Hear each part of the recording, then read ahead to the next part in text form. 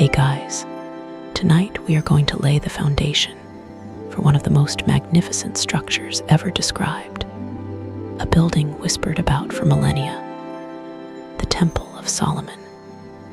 Imagine standing on a dusty hilltop overlooking a bustling, ancient city. The air is thick with the scent of cedar wood, hot stone, and the sweat of thousands. You can hear the distant clang of hammers, not here, but miles away in a quarry, a sound that will shape the future of a nation. This isn't your weekend DIY project. The sheer scale, the political maneuvering, the 7 years of relentless labor. Frankly, if you were one of the 150,000 conscripted workers, the odds of you seeing the project's completion, let alone surviving it with all your fingers intact, would be slim to none. So before you get comfortable, take a moment to like the video and subscribe, but only if you genuinely enjoy what I do here. I'd love to know where you're tuning in from and what time it is for you. Drop a comment below and let's see how far our little community stretches tonight. Our story doesn't begin with the clang of a hammer or the scent of freshly cut cedar. It doesn't start with Solomon, the wise king whose name would become synonymous with this legendary structure.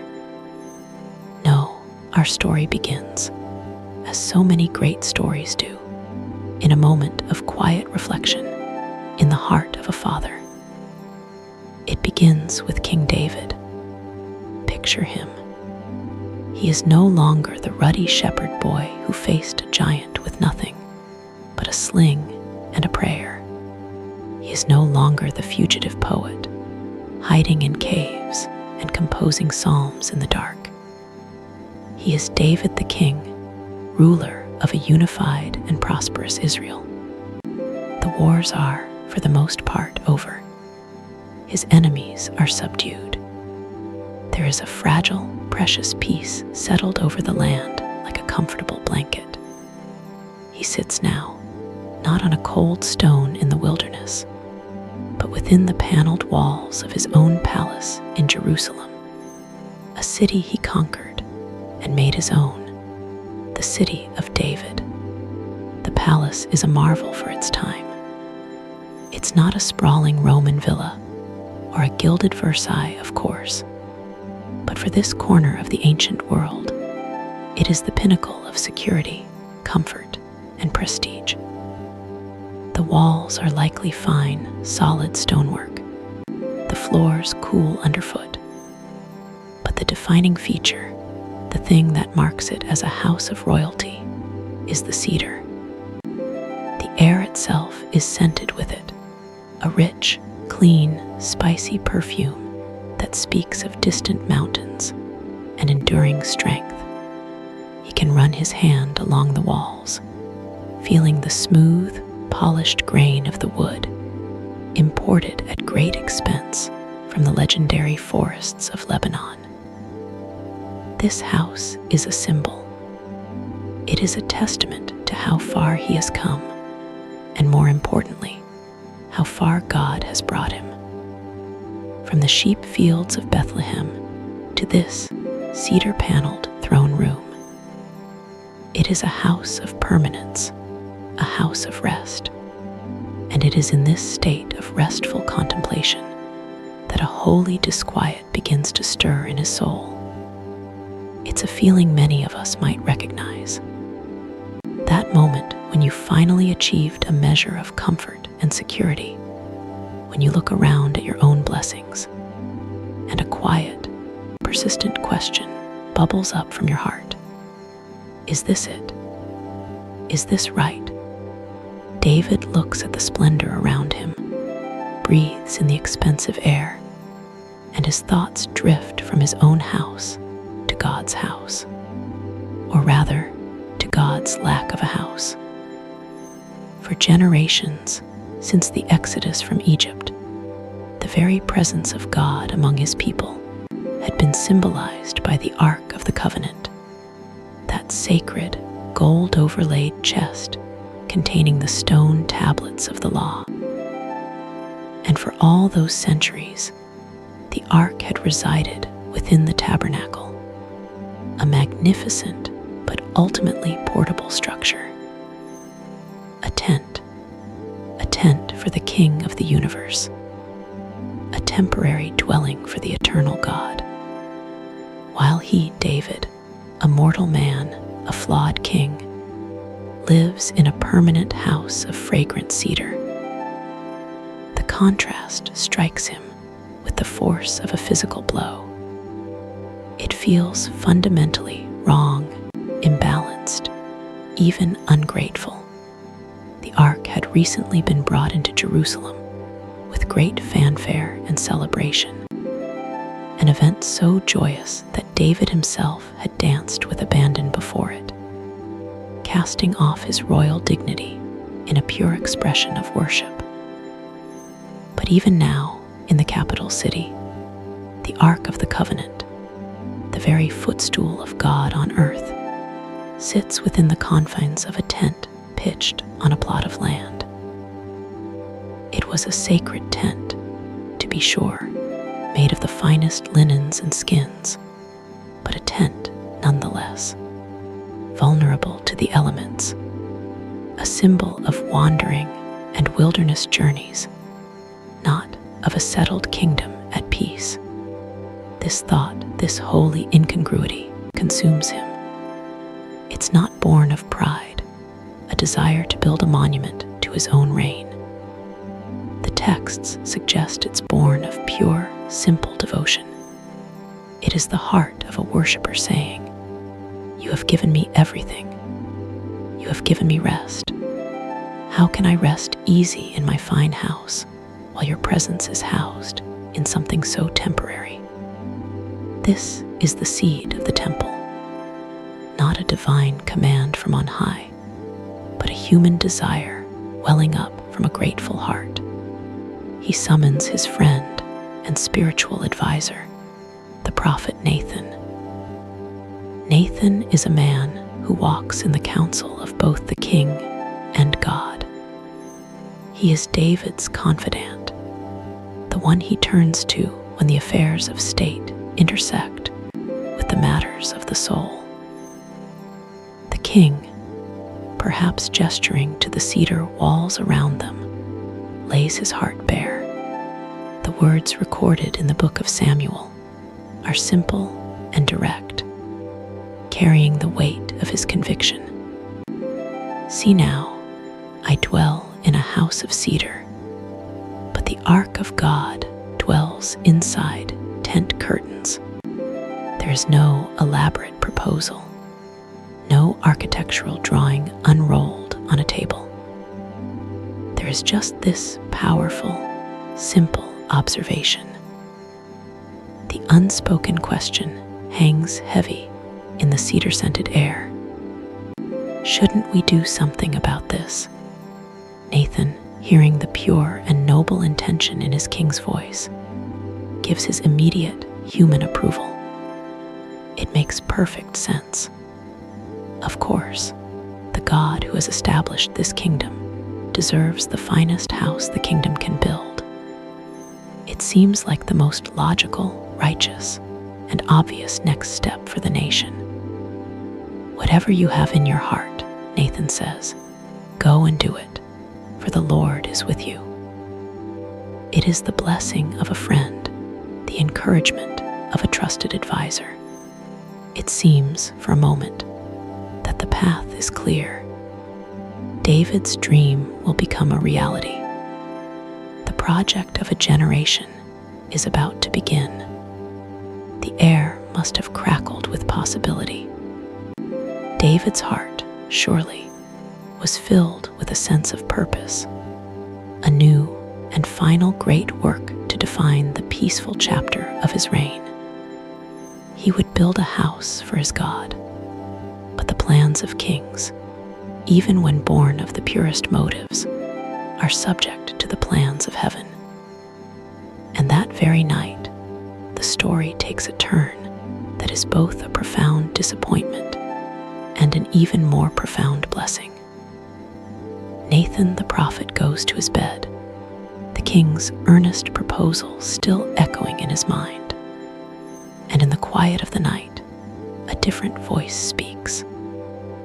The word of the Lord comes to Nathan, and it is a long, detailed, and paradigm-shifting message. It is a message he must carry back to David, a message that will change everything. Imagine Nathan the next morning, walking back toward the cedar palace. His steps are likely heavier than they were the day before.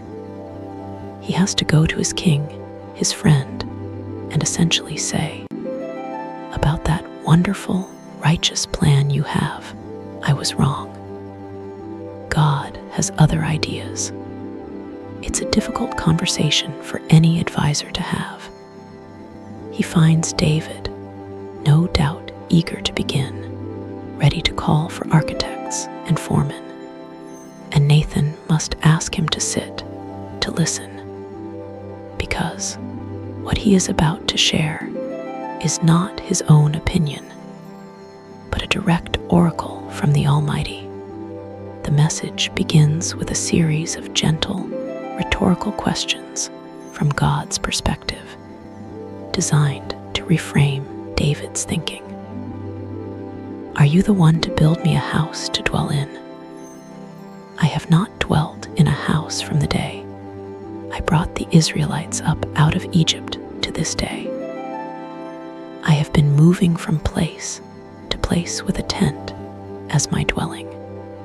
Wherever I have moved with all the Israelites, did I ever say to any of their rulers, whom I commanded to shepherd my people Israel, 'Why have you not built me a house of cedar?'" The point is powerful. God is reminding David that he has never been homeless. He has never been dissatisfied with the tabernacle. His presence is not contingent on a physical building. He chose the tent, this mobile sanctuary, to be with his people in their wanderings, to be accessible, to be among them in their journey. He was not waiting impatiently for a king to finally build him a proper palace. The desire to build the temple, God clarifies, came from David's heart, not from a divine complaint. It's a subtle but crucial course correction. It takes David's idea, affirms the goodness of its intent, but places it within God's much larger, sovereign narrative. The message shifts from the house David wants to build for God to the house God intends to build for David. This is one of the most significant moments in the entire biblical story, the establishment of what theologians call the Davidic Covenant. God, through Nathan, begins to recount David's own story. "I took you from the pasture, from tending the flock, and appointed you ruler over my people Israel. I have been with you wherever you have gone, and I have cut off all your enemies from before you." It's a reminder of grace, of the incredible journey from shepherd to sovereign. And then comes the promise, a promise that extends far beyond the construction of a single building, far beyond even David's own lifespan. "I will make your name great, like the names of the greatest men on earth. The Lord declares to you that the Lord himself will establish a house for you." It's a divine play on words. David wants to build a physical house, a temple of stone and cedar. God responds by promising to build David a dynastic house, a legacy of flesh and blood. "When your days are over and you rest with your ancestors, I will raise up your offspring to succeed you. your own flesh and blood, and I will establish his kingdom. He is the one who will build a house for my name, and I will establish the throne of his kingdom forever. Here it is, the answer. A no and a yes. No, David, you will not be the one to build this house. But yes, the house will be built. It will be the work of your son, the one who will come after you, the one who will inherit the peace you have fought so hard to secure. And the promise doesn't stop there. It becomes eternal. I will be his father, and he will be my son. My love will never be taken away from him. Your house and your kingdom will endure forever before me. Your throne will be established forever. This is a promise of staggering proportions. It's a promise that echoes down through the centuries, shaping the hopes and expectations of a nation. It is the promise of a perpetual dynasty, an unending kingdom. It is a promise that is infinitely greater than the project David had proposed. He wanted to give God a gift of wood and stone. God, in return, promised him a gift of unending legacy and messianic hope. But within this grand promise is the specific, personal prohibition for David. Why? Why him, the man after God's own heart, the one whose idea this was in the first place? The book of Samuel is gentle on this point, but the later book of Chronicles, which retells this history, provides a more direct explanation. In his later years, as David is passing the charge to his son Solomon, he explains it plainly. The word of the Lord came to me, saying, "You have shed much blood and have fought many wars. You are not to build a house for my name, because you have shed much blood on the earth in my sight." This is not a condemnation. David's wars, for the most part, were commanded by God to establish and secure the borders of the promised land. He was a warrior for God. But the role of warrior was functionally incompatible with the role of temple builder. The temple was to be a house of peace, of prayer, of sacrifice and worship.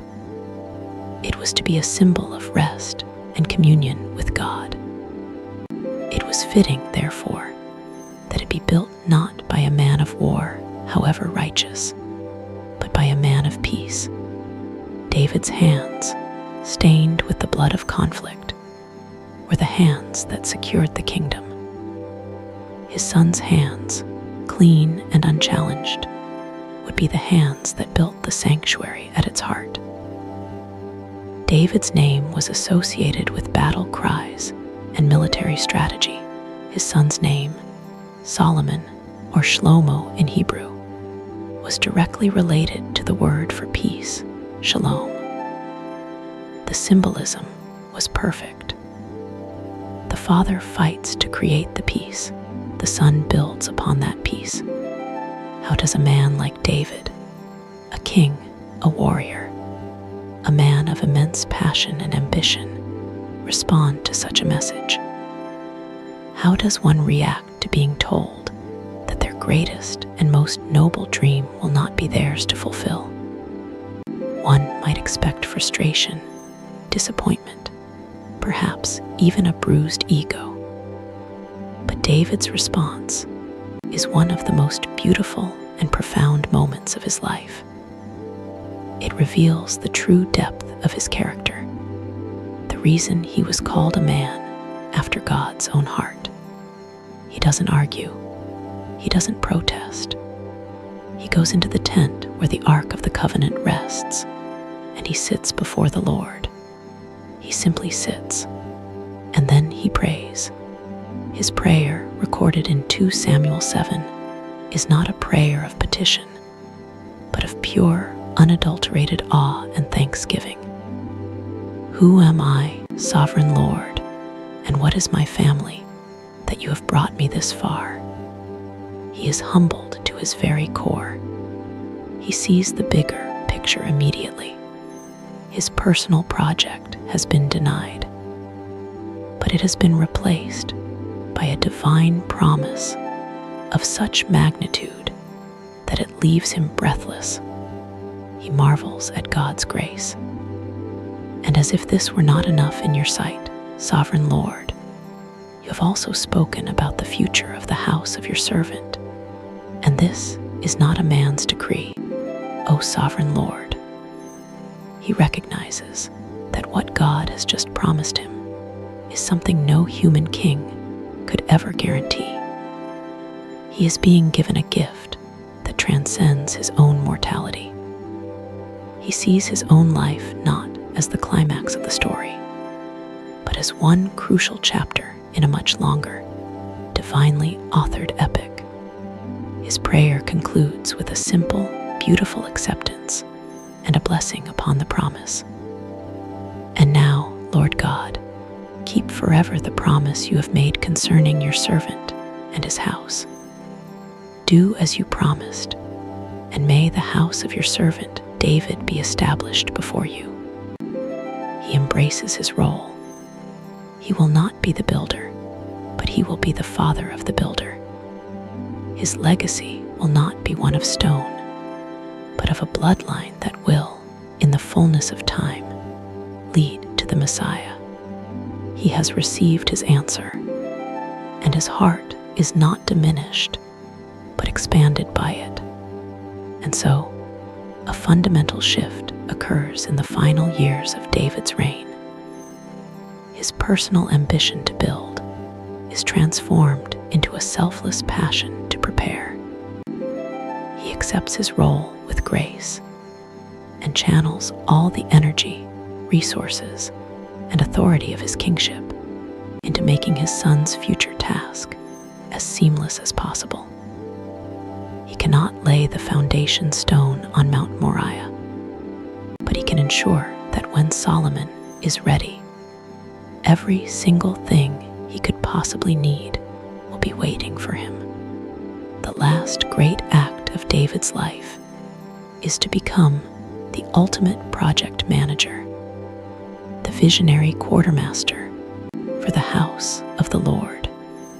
This preparatory phase is an epic undertaking in itself, a testament to David's meticulous planning and his unwavering commitment to a dream he would never see with his own eyes. The book of 1 Chronicles gives us a detailed inventory of his efforts, and the scale is simply mind-boggling. He begins a national and international campaign of stockpiling. It's not just a matter of putting some money aside.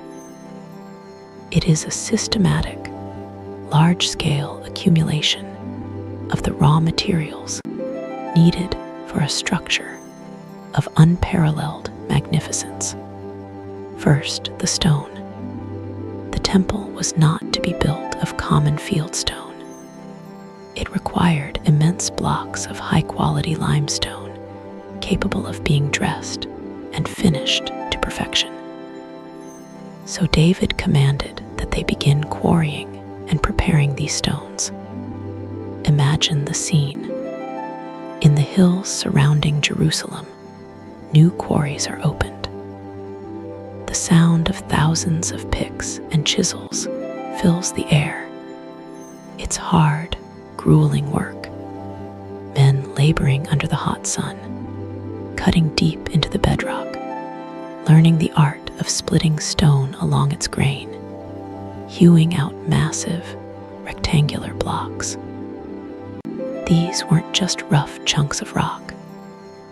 The Bible tells us the stones were finished at the quarry, meaning each one was cut to its exact final dimension before being transported to the temple site. It was a process that required incredible precision, planning, and a massive workforce. David initiates this years in advance, so that a mountain of perfect, ready-to-use ashlars would be waiting for Solomon. Then the metals. The quantities described are almost beyond comprehension. David prepares iron in abundance for the nails for the doors of the gates and for the clamps. Iron was a strategic material, the stuff of weapons and tools. To divert so much of it for construction was a sign of the kingdom's security and wealth. But it's the bronze that truly staggers the imagination. Chronicles tells us he provided so much bronze that it was beyond weighing. It was simply too much to even bother counting. This bronze would be used for the great pillars, the massive basin known as the sea, and countless other vessels and furnishings. This wasn't just raw ore. It was smelted, refined, and ready for the master craftsmen to cast. David was essentially creating a national strategic reserve of building materials, and of course, the wood. A house for God in Jerusalem had to have the finest wood in the world, and that meant cedar from Lebanon. David leveraged his long-standing and friendly relationship with the Phoenician kingdoms to the north, particularly with Hiram, the king of Tyre.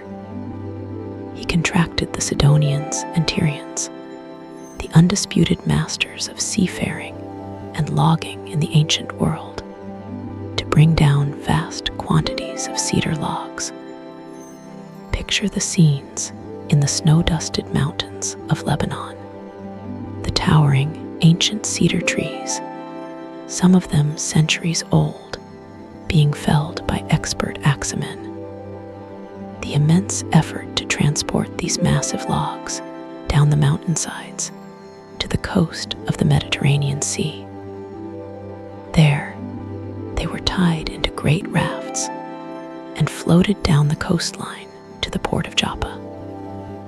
From Joppa, another massive labor force would be needed to haul them inland and uphill to Jerusalem. David initiated this process, ensuring that a forest's worth of seasoned, fragrant cedar wood was stockpiled and ready. But materials alone are not enough. A project of this magnitude required a treasury of almost mythical proportions. So David turned to the finances. He begins by making a personal donation that is almost impossible to process. He commits a vast portion of his personal fortune, wealth accumulated over a lifetime of conquests and shrewd governance. The figures given in 1 Chronicles 29 are staggering. 3,000 talents of gold and 7,000 talents of silver. A single talent was a unit of weight, perhaps around 75 pounds or 34 kilograms. The numbers are so large that some scholars wonder if there's a translation issue. But the point is not the precise accounting. The point is the sheer scale of the king's personal, sacrificial generosity. He is holding nothing back. Then, having set this extraordinary example, he turns to the leaders of Israel, the commanders of the army, the chiefs of the tribes, the officials of his court, and he invites them to do the same. This is not a tax or a levy. It is an appeal for a freewill offering. He asks, "Who is willing to consecrate themselves this day to the Lord?" The response is overwhelming. A wave of generosity sweeps through the assembly. The leaders bring forth their own contributions. 5,000 talents of gold, 10,000 talents of silver, 18,000 talents of bronze, and 100,000 talents of iron. Ordinary people bring precious stones for the treasury.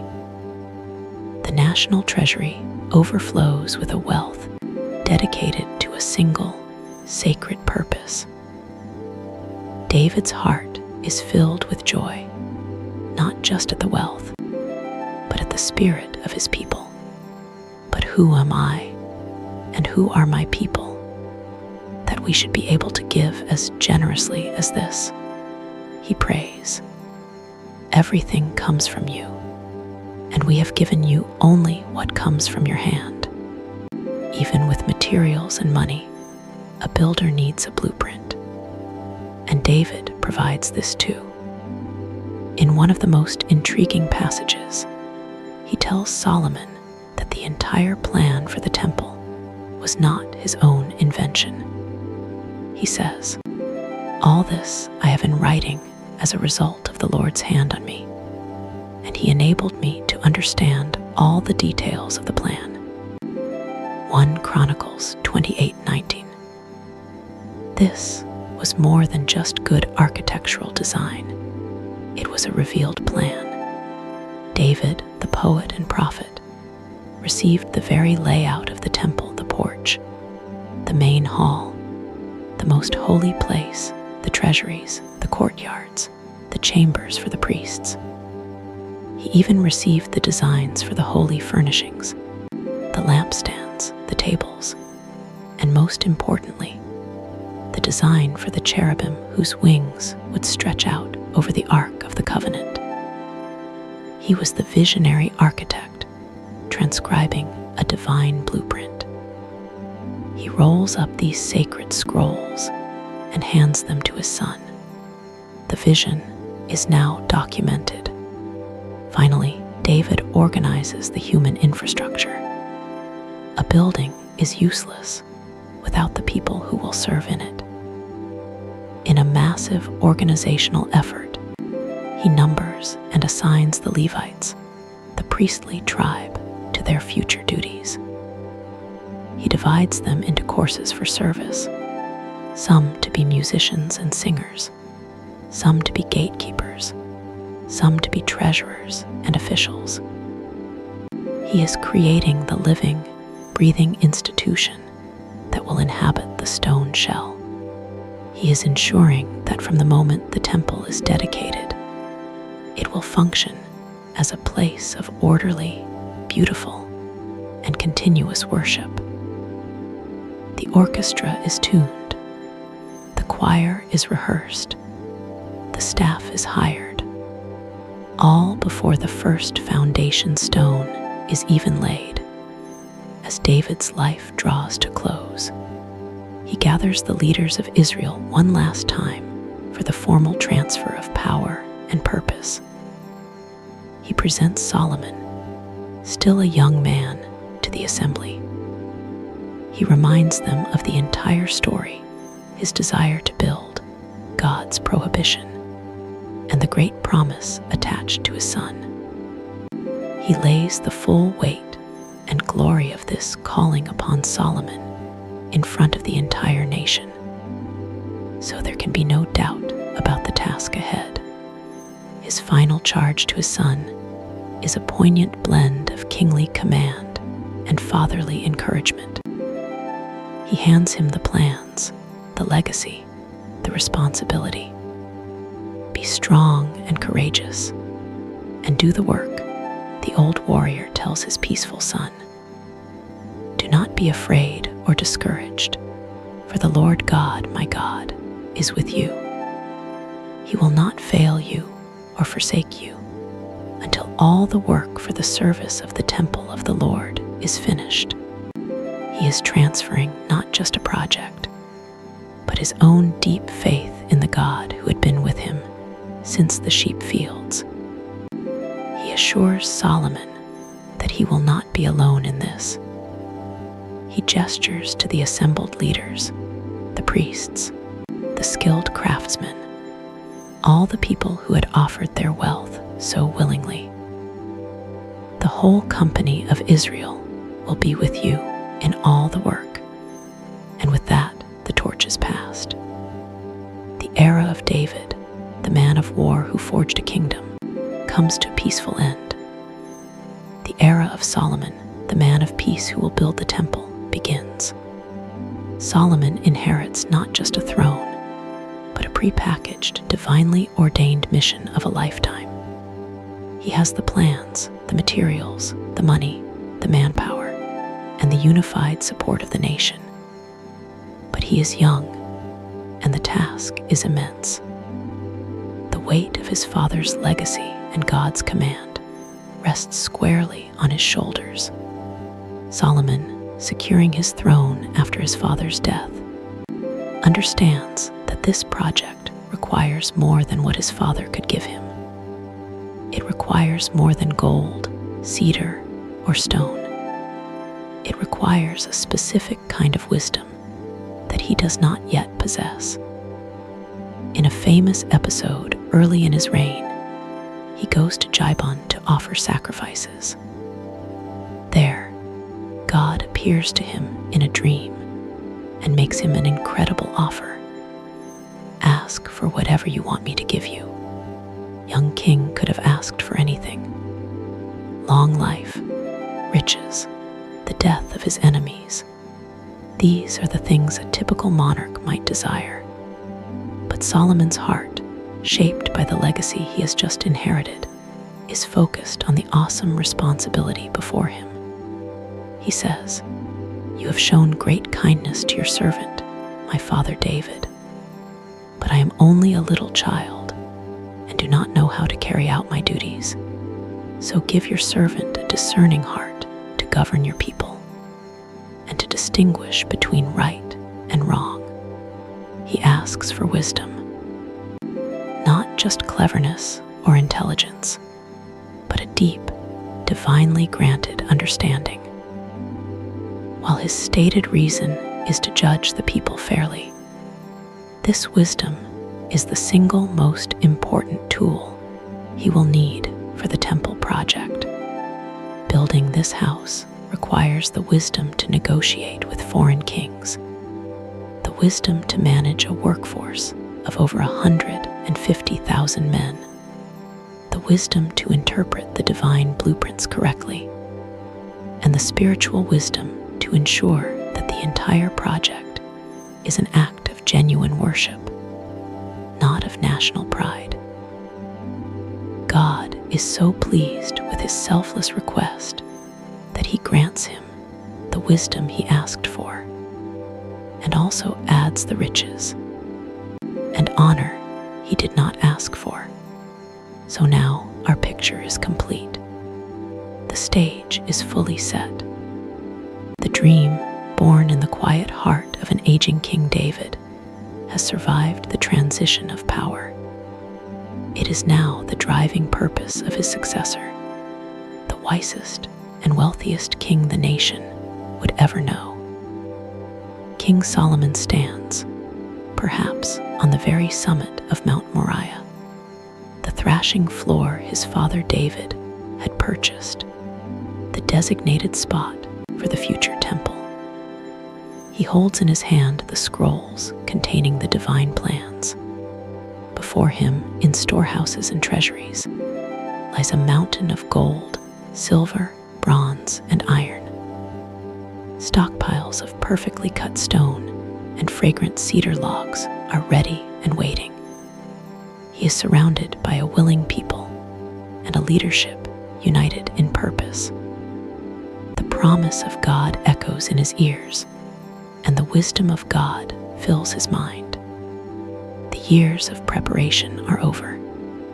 The 7 years of construction are about to begin. The promise made to the Father is now ready to be fulfilled by the Son. With the weight of his Father's legacy settled upon his shoulders, and the blessing of divine wisdom fresh in his mind, King Solomon does not begin with a shovel. He does not call for his chief engineer or stride out to the thrashing floor of Araunah to mark out the temple's dimensions. The first act of this monumental construction project is not one of labor, but of language. It is an act of diplomacy, statesmanship, and the leveraging of a friendship forged a generation earlier. Solomon picks up a stylus, or perhaps dictates to a scribe on a fresh sheet of papyrus, and composes a letter that will set in motion the largest international trade agreement his kingdom has ever known. The letter is addressed to an old friend of the family, a man named Hiram, the king of Tyre. To understand the significance of this, we need to zoom out for a moment from the hills of Judea and look at the wider world of the 10th century BC. Israel, under David and now Solomon, had become a significant land-based power, controlling the main north-south trade routes.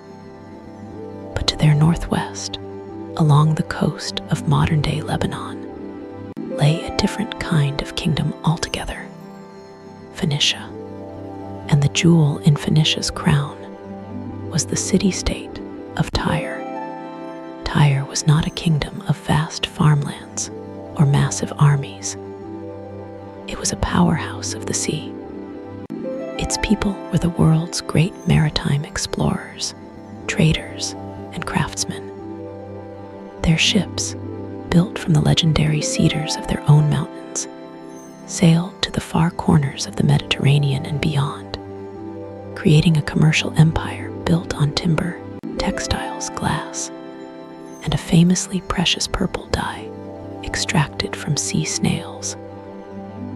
The Tyrians were worldly, wealthy, and highly skilled. Their engineers knew how to build sophisticated harbors. Their artisans were masters of metallurgy and woodworking, and their loggers were unparalleled in their ability to harvest the giant trees that covered the slopes of Mount Lebanon. This King Hiram was no stranger to the house of David. He and David had been more than just neighboring monarchs. They were allies, friends. When David had conquered Jerusalem and decided to build his own palace, it was Hiram who had sent the cedar logs, the carpenters, and the stonemasons to do the work.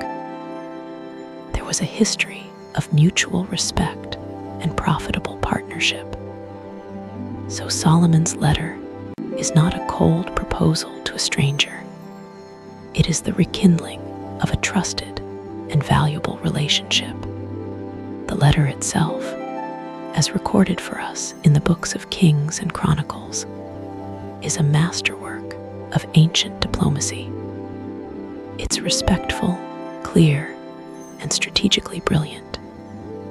It begins with a nod to the past, acknowledging the established friendship.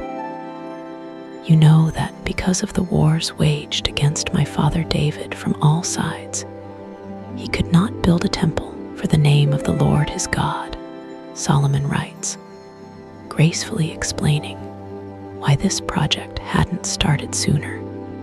He honors his father while simultaneously highlighting the new era of peace he now presides over.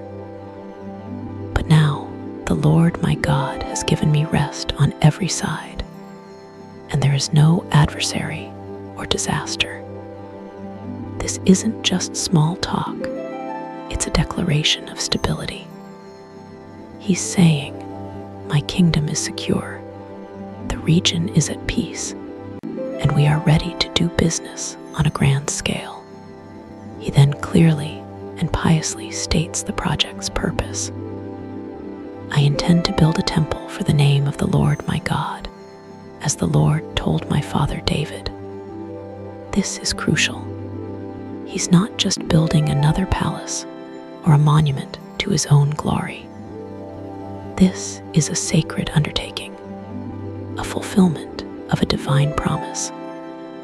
This elevates the project from a mere commercial transaction to something of spiritual significance, inviting Hiram participate in a historic and holy endeavor.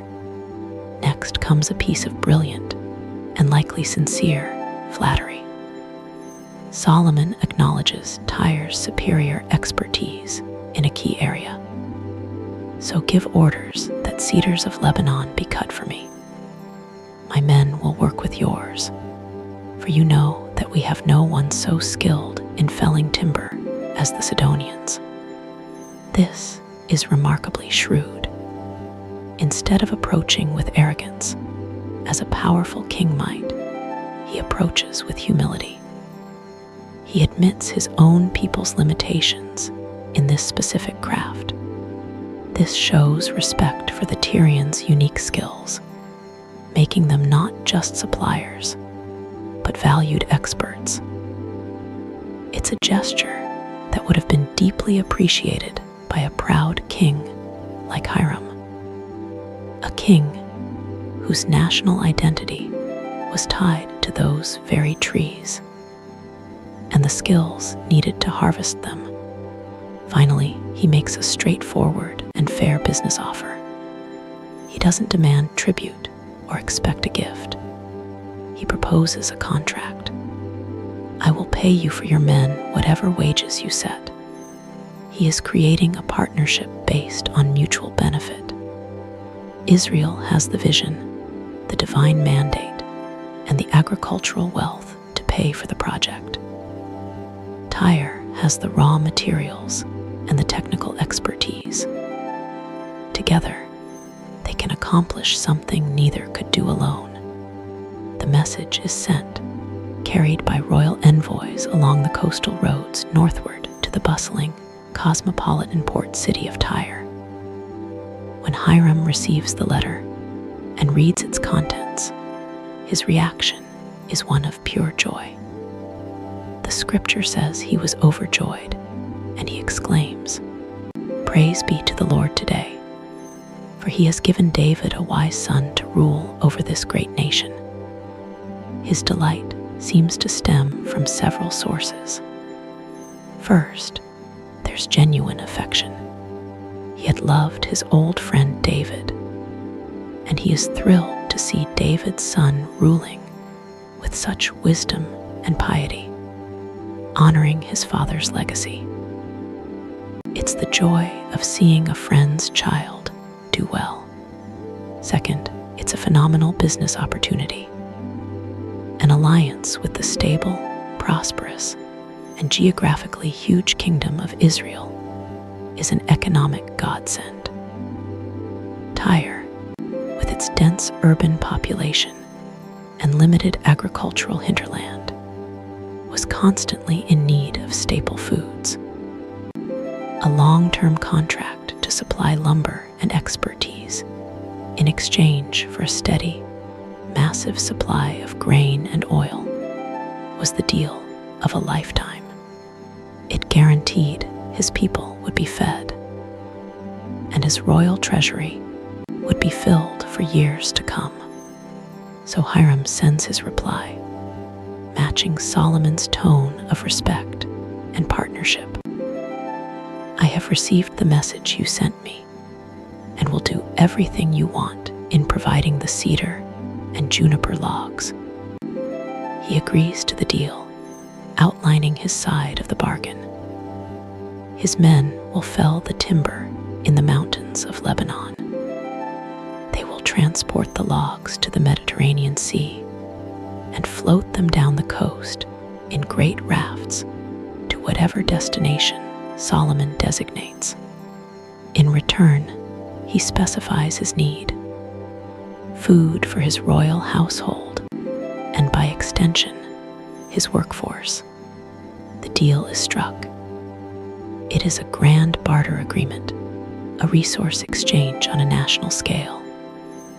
Israel, the breadbasket, will provide Tyre with 20,000 cores of wheat and 20,000 cores of fine pressed olive oil, year after year, for the duration of the project. A core was a huge measurement, perhaps over 200 liters. This was an enormous quantity of food, a river of grain and oil flowing north to feed the loggers, the sailors, the craftsmen, and their families. In return, a river of timber would flow south.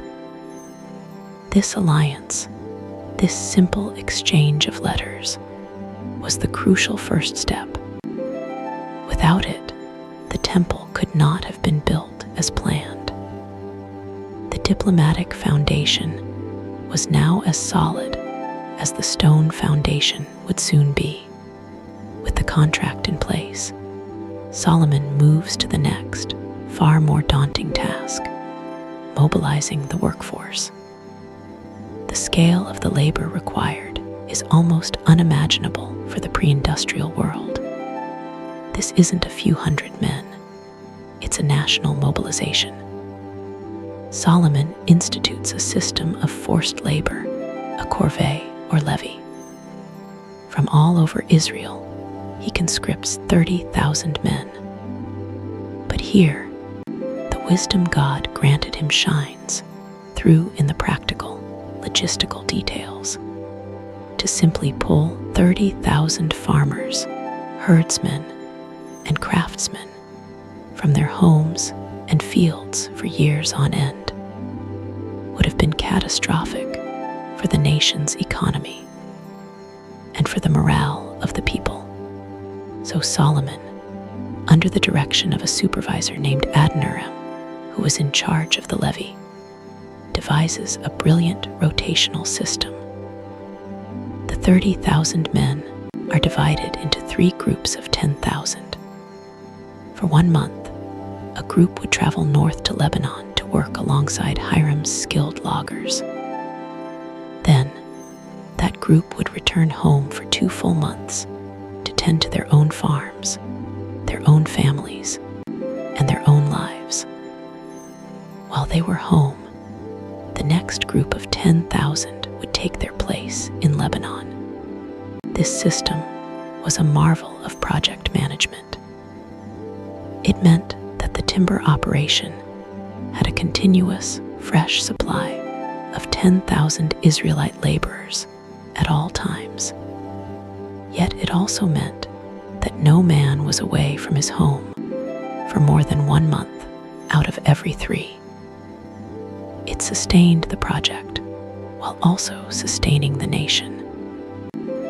It was a humane and practical solution to an immense logistical problem. Now try to imagine the scene in the mountains of Lebanon.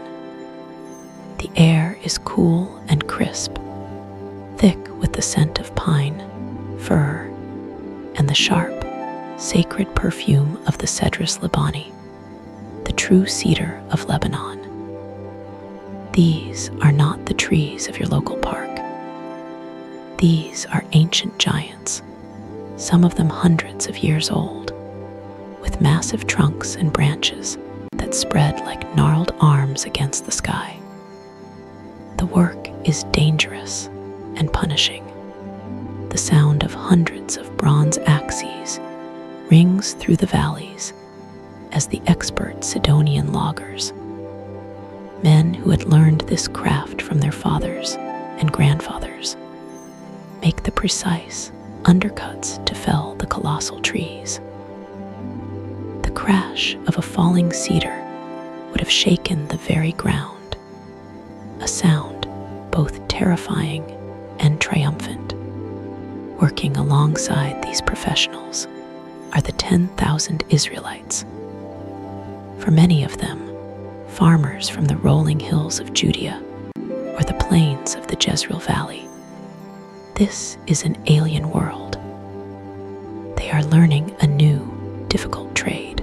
They are the muscle of the operation, clearing brush, hauling ropes, and helping to limb the fallen giants under the watchful eyes of the Tyrian foreman. There must have been a fascinating cultural exchange.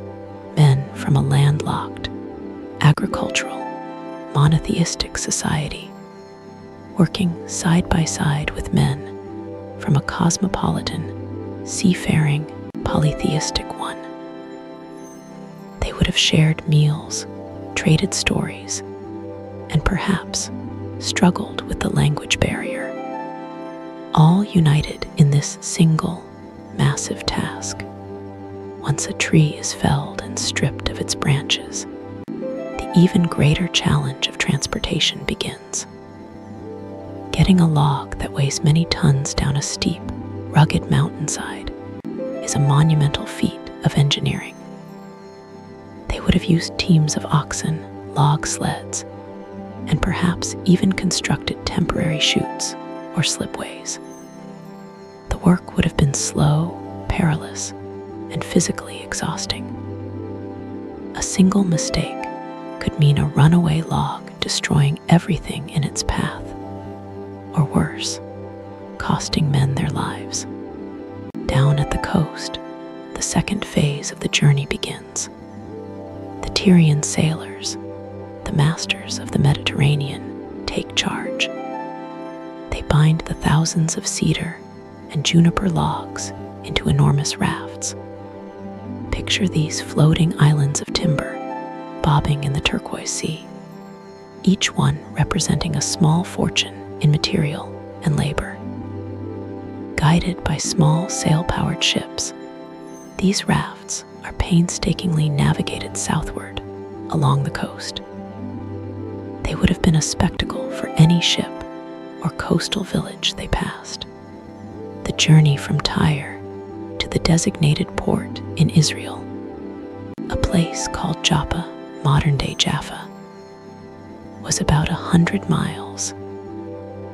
It would have been a slow, careful voyage at the mercy of winds and currents.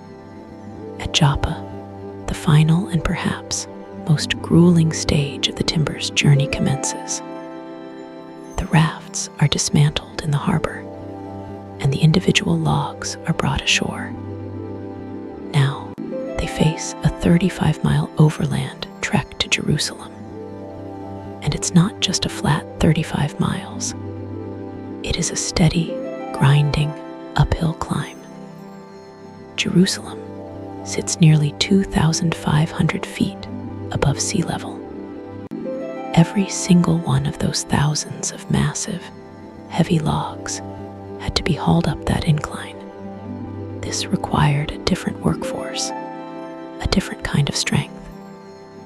It would have been a slow procession of straining men and groaning oxen, inching their way along the rough tracks leading to the holy city. The logistics of feeding, watering, and managing this land-based transport operation would have been a project in itself. For months and years, this steady stream of priceless timber, born in the mountains of Lebanon, baptized in the Great Sea, made its final pilgrimage up to the city of David. But the temple was not to be built of wood alone. It was, at its core, a house of stone. And so, concurrent with the great cedar operation in the north, an even larger workforce was mobilized in the hills of Judea. While the 30,000 men of the Lebanon levy worked their 1 month and 3 rotation, Solomon conscripted a permanent, stationary army of laborers for the quarries. The numbers are staggering. The Bible tells us there were 70,000 carriers or transporters and 80,000 stonecutters. That's a total of 150,000 men dedicated to the quarrying and transport of stone. To manage this immense workforce, a hierarchy of supervisors was put in place. The Book of Kings mentions 3,300 foremen, while Chronicles puts the number at 3,600. Whatever the exact number, it points to a sophisticated organizational structure. These foremen weren't just standing around shouting orders. They were the project managers, the quality control inspectors, the logistics coordinators who ensured that the right stones were being cut to the right specifications and delivered to the right place at the right time. They were responsible for the productivity, safety, and discipline of tens of thousands of men. Imagine the quarries. Instead of the cool, fragrant air of the Lebanon mountains, here the air is thick with white limestone dust that catches in your throat and coats your skin. The sun beats down relentlessly, reflecting off the pale rock. And the noise is a constant, deafening cacophony. The rhythmic chink, chink, chink of thousands of chisels, the grating sound of saws, the sharp crack of wedges being driven into stone, and the deep, groaning sound of massive blocks being shifted on rollers. It is a scene of intense, organized, industrial-scale labor. The stone being cut was not just any rock. Solomon commanded that they quarry large blocks of costly stone. This was high-grade, beautiful limestone, what today might be called Melech limestone, known for its quality and the fact that it's relatively soft and easy to carve when first quarried, but hardens with exposure to the air. These were to be the foundation stones of the house of the Lord, and they had to be perfect.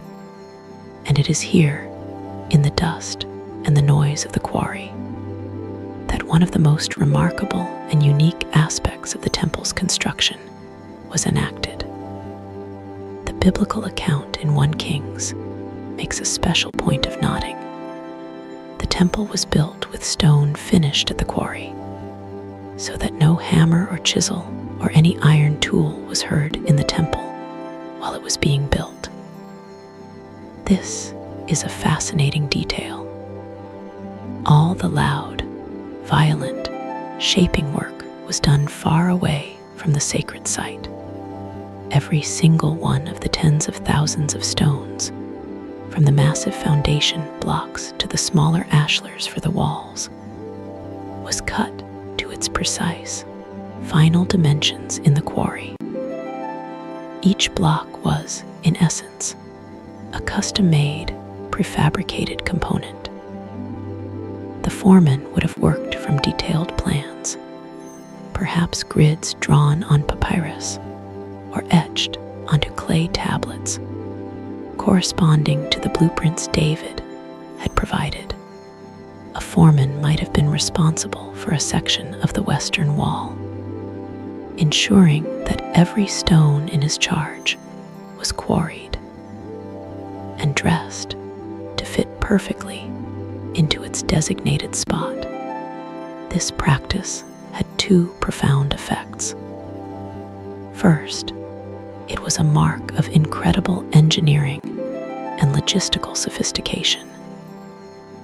The level of planning and precision required to prefabricate an entire stone building of this complexity, miles away from the construction site, is simply astounding for the ancient world. It required a mastery of geometry and surveying that was second to none. But more importantly, it had a deep spiritual significance. The temple site on Mount Moriah was to be a place of peace, of reverence. By exiling the clamor of construction to the distant quarries, the sacred space itself was preserved from the profane noise of human industry. The temple would not rise amidst a cacophony of banging and clanging, but would be assembled in a powerful, reverent silence. The stones would be brought up, one by one, and quietly, carefully, eased into place. It was an act of creation that mirrored the quiet, powerful work of God Himself. The house of peace would be built in peace, and all that peace at the building site was was purchased by the sweat and the deafening noise endured by the 80,000 stonecutters in the hills.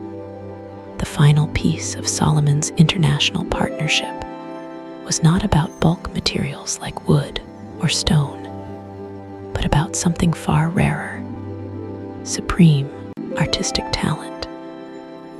Israel had fine craftsmen, to be sure, but for a project of this importance, Solomon needed a master, a virtuoso. He needed the ancient world's equivalent of a Michelangelo or a Leonardo da Vinci. In his letter to Hiram, alongside his request for timber, he had added a special clause: "Send me a man skilled to work in gold and silver, bronze and iron, and in purple, crimson and blue yarn, and experienced in the art of engraving, to work in Judah and Jerusalem with my skilled workers, whom my father David provided." Hiram, true to his word to provide everything Solomon wanted, knew just the man. He sends a craftsman also named Hiram, or more formally, Hiram. This man was a singular talent, a bridge between the two nations, not just in his skill, but in his very bloodline. His father was a man from Tyre, a master bronze worker himself, but his mother was an Israelite from the northern tribe of Dan, according to Kings, or Naphtali, according to Chronicles. He was a man of two worlds, uniquely suited for this collaborative project. He embodied the very spirit of the alliance. His resume, as described by King Hiram, is breathtaking. He is a master of metallurgy, able to work in gold, silver, bronze, and iron. He is a master stonemason and woodcarver, trained to do all kinds of engraving. But his skills don't stop there. He is also an expert in textiles, a master of the priceless fabrics, the royal purple, the vibrant crimson, the sacred blue, and of weaving fine linen. He is, in short, a complete artistic director. He is the man who will be responsible for translating the temple's divine blueprints into beautiful physical reality. He will not just follow plans. He will bring his own genius to the task, overseeing the casting of the great bronze pillars, the crafting of the golden cherubim, and the intricate carvings that would adorn every surface of the temple's interior. His arrival in Jerusalem is a key moment. He is the final, crucial piece of the human puzzle, the master artist who will give the temple its soul. So now, let us pause and survey the scene. A few years have passed since Solomon first sent his letter. The grand machinery of preparation is now in full motion.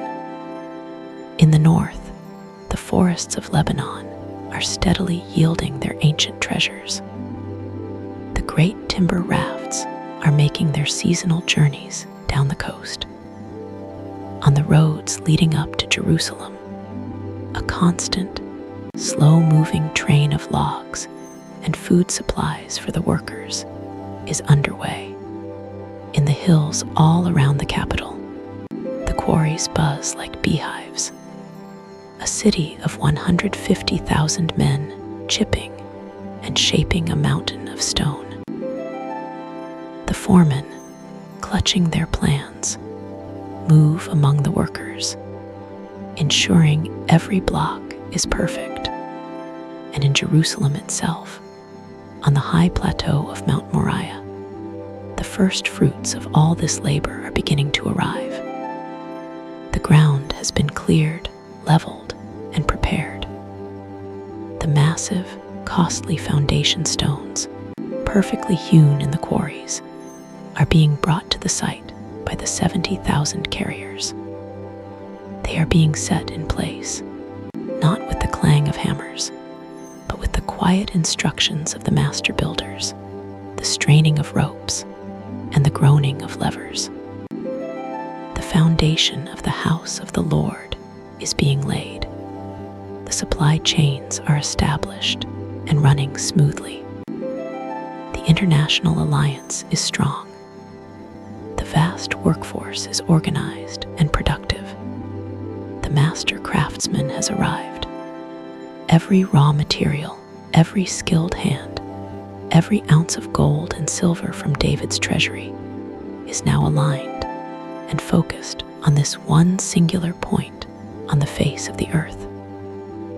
The noise of preparation is reaching its crescendo in the quarries and the forests, all so that a sacred silence can reign on the holy mountain.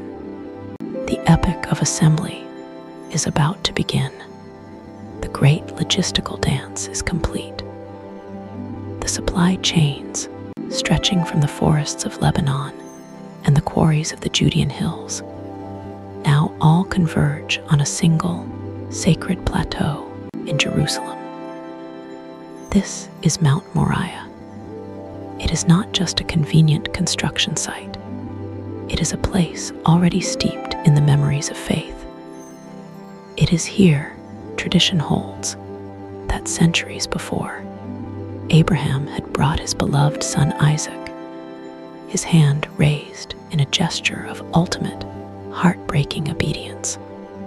And it is here, just a generation ago, that King David had seen the angel of the Lord and purchased this very ground, a humble thrashing floor, to build an altar and stay a plague. This is hallowed ground, a place of testing, redemption, and encounter. And it is upon this layered history that Solomon will now lay the foundation for the house of the Lord. The work begins, but it begins in a way that is utterly counterintuitive to any construction project we might imagine. It begins in silence. Try to picture it. The city of Jerusalem bustles below the mount, filled with the usual sounds of life, merchants haggling in the marketplace, children playing in the alleyways, the bleating of sheep and the lowing of cattle. From miles away, carried on the wind, one might still hear the faint, rhythmic chink-chink-chink of the thousands of stonecutters in the quarries. But here, on the Temple Mount itself, a profound and deliberate quiet reigns. The Bible gives us this one arresting detail. No hammer or chisel or any iron tool was heard in the temple while it was being built. The foundation stones, those massive, costly blocks of perfect limestone, are the first to arrive. Each one weighs many tons. They are moved not by cranes and engines, but by the raw power of thousands of men, the 70,000 carriers. They use earthen ramps, wooden rollers, strong ropes, and immense levers. The work is slow, deliberate, and incredibly precise. There are no sounds of last-minute adjustments, no chipping away a corner to make a block fit. Every piece was perfectly prefabricated in the quarry. The only sounds are the creak of wood under immense strain, the taut hum of ropes, the shuffle of thousands of feet on the dusty ground, and the quiet, directional calls of the foreman. It is less like a construction site and more like a solemn, liturgical assembly. Each stone is eased into its divinely ordained place, fitting snugly against its neighbor. The foundation is laid, a testament to immense power wielded with gentle precision. It is a foundation of peace, laid in peace. Upon this silent, solid foundation, the walls begin to rise. Course by course, the gleaming white limestone ashlars are hoisted and set in place. The skill of the masons is paramount. The stones are so perfectly dressed that they fit together with joins as fine as a hair.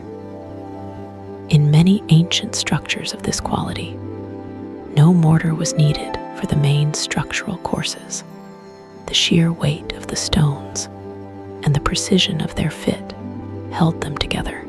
The walls ascend, not with the violent percussion of hammers, but with the quiet scraping of stone against stone, a sound that is ancient and elemental. The workers, organized into teams, must have developed a language of hand signals and gestures to coordinate their efforts. A foreman raises a hand, and a team of men on the levers below apply pressure. Another signal, and a block is guided sideways by mere millimeters.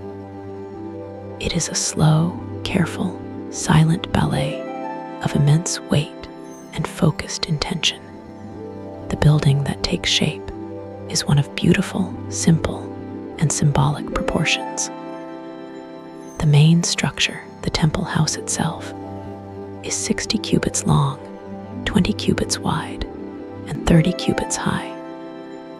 Now, a cubit is an ancient measurement, roughly the distance from a man's elbow to the tip of his middle finger, about 18 inches or 45 centimeters.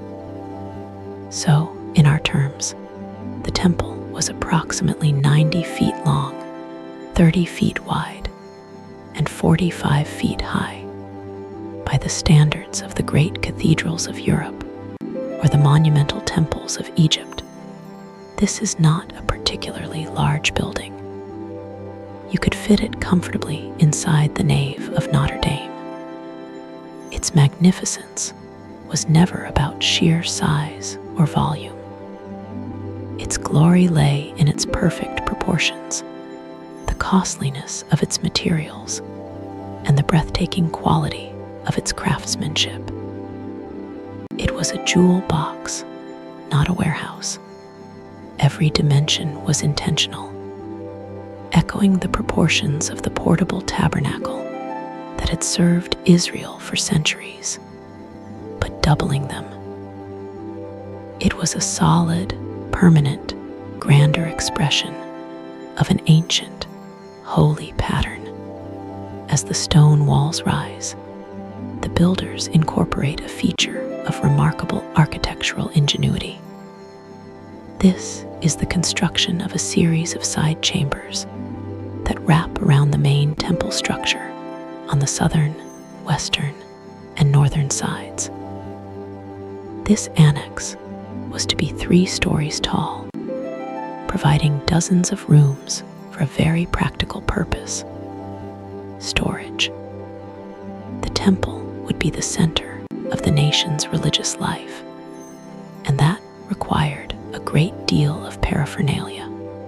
Here is where the priest's vestments would be stored, the valuable tithes of grain and oil, the sacred vessels not currently in use, and the vast treasury of gold and silver.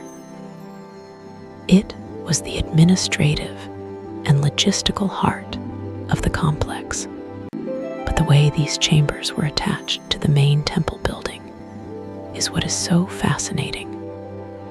The builders did not want to compromise the integrity of the sacred walls of the house of God itself. So, they did not drive the support beams for the side chamber floors directly into the temple wall. Instead, as the main wall rose, they built in a series of ledges, or rebates. The wall was thickest at the bottom. Then, at the level of the second floor, it became slightly thinner, creating an external ledge. At the level of the third floor, it became thinner again, creating another, higher ledge. The floor beams for the side chambers then simply rested on these ledges. The entire 3-story structure was supported by the main temple wall without ever penetrating it. It was a clever solution that respected the symbolic purity of the central shrine. The sacred was supported by, but not pierced by, the profane and practical. To access these 3 floors of chambers, there was a single door on the south side of the temple, and from there, a set of winding stairs, or perhaps something more like a spiral staircase or trapdoor ladder system led from floor to floor. For 7 years, this silent work continues. The seasons come and go. The sun of summer bakes the white stone, and the winter rains wash it clean. And slowly, meticulously, the stone shell of the house of the Lord is completed. The roof is framed and laid, and the structure is whole. From the outside, it must have been a stunning sight. A perfect, gleaming rectangle of white limestone, sitting atop the highest point in the city, catching the first rays of the morning sun and the last glow of the evening. High on its walls were set a series of windows with recessed frames or lattices. They were not large picture windows for looking out, but clear-story windows, set high up to let in a measure of light and air, while still maintaining the sense and sanctity of an enclosed, protected space, separate from the world outside. The building was finished, but the most glorious work was about to begin on the inside. If the exterior of the temple was a testament to the beauty of stone, the interior was to be a symphony of wood. The moment one passed through the great doors, the entire sensory experience would have changed. The stone vanished. Solomon commanded that the entire interior of the temple, every square inch of the walls, and the ceiling be paneled with cedar wood from Lebanon. Imagine the transition from the bright, hard glare of the outside world into a space that was cool, dim, and overwhelmingly fragrant. The spicy, clean, ancient scent of cedar would have been the first thing to greet you. It was the perfume of royalty, of permanence, of incorruptibility. The work of the carpenters would have been just as precise and demanding as the work of the masons. Huge cedar beams were hoisted to form the ceiling structure. Then, thousands of carefully milled cedar planks were brought in to cover the stone walls. They had to be fitted perfectly, edge to edge, creating a seamless, organic surface. From the inside, it was as if one were standing inside a great, hollowed-out tree. The stone, the massive structural element that gave the building its strength and permanence, was now completely hidden from view. It was a powerful symbol, the unyielding strength of God's promises. The stone was veiled by the beauty, warmth, and accessibility of His presence. The wood, and then the floor. The floor was not laid with stone or cedar, but with planks of juniper or fir, another precious, high-quality wood imported from Hiram's kingdom. So, from floor to ceiling, the worshiper would be entirely cocooned in fragrant, polished wood. This wooden interior now became the canvas for the next stage of artistry. The Bible tells us that the cedar panels were not left plain. They were covered in intricate carvings. The motifs were of nature and of heaven: gourds, open flowers, palm trees, and cherubim. The entire room became a symbolic garden, an echo of the original Garden of Eden, a space where heaven and earth were meant to meet. The carvings of cherubim, those powerful, angelic beings, served as guardians of the holy space, a constant reminder that one was entering a realm where the spiritual world was palpably present. Now that the interior was fully clad in its wooden skin, the space had to be formally divided according to the ancient sacred pattern. The main hall was partitioned into its two primary areas. First was the larger outer room, the holy place, known as the Hekel. This room was 40 cubits long.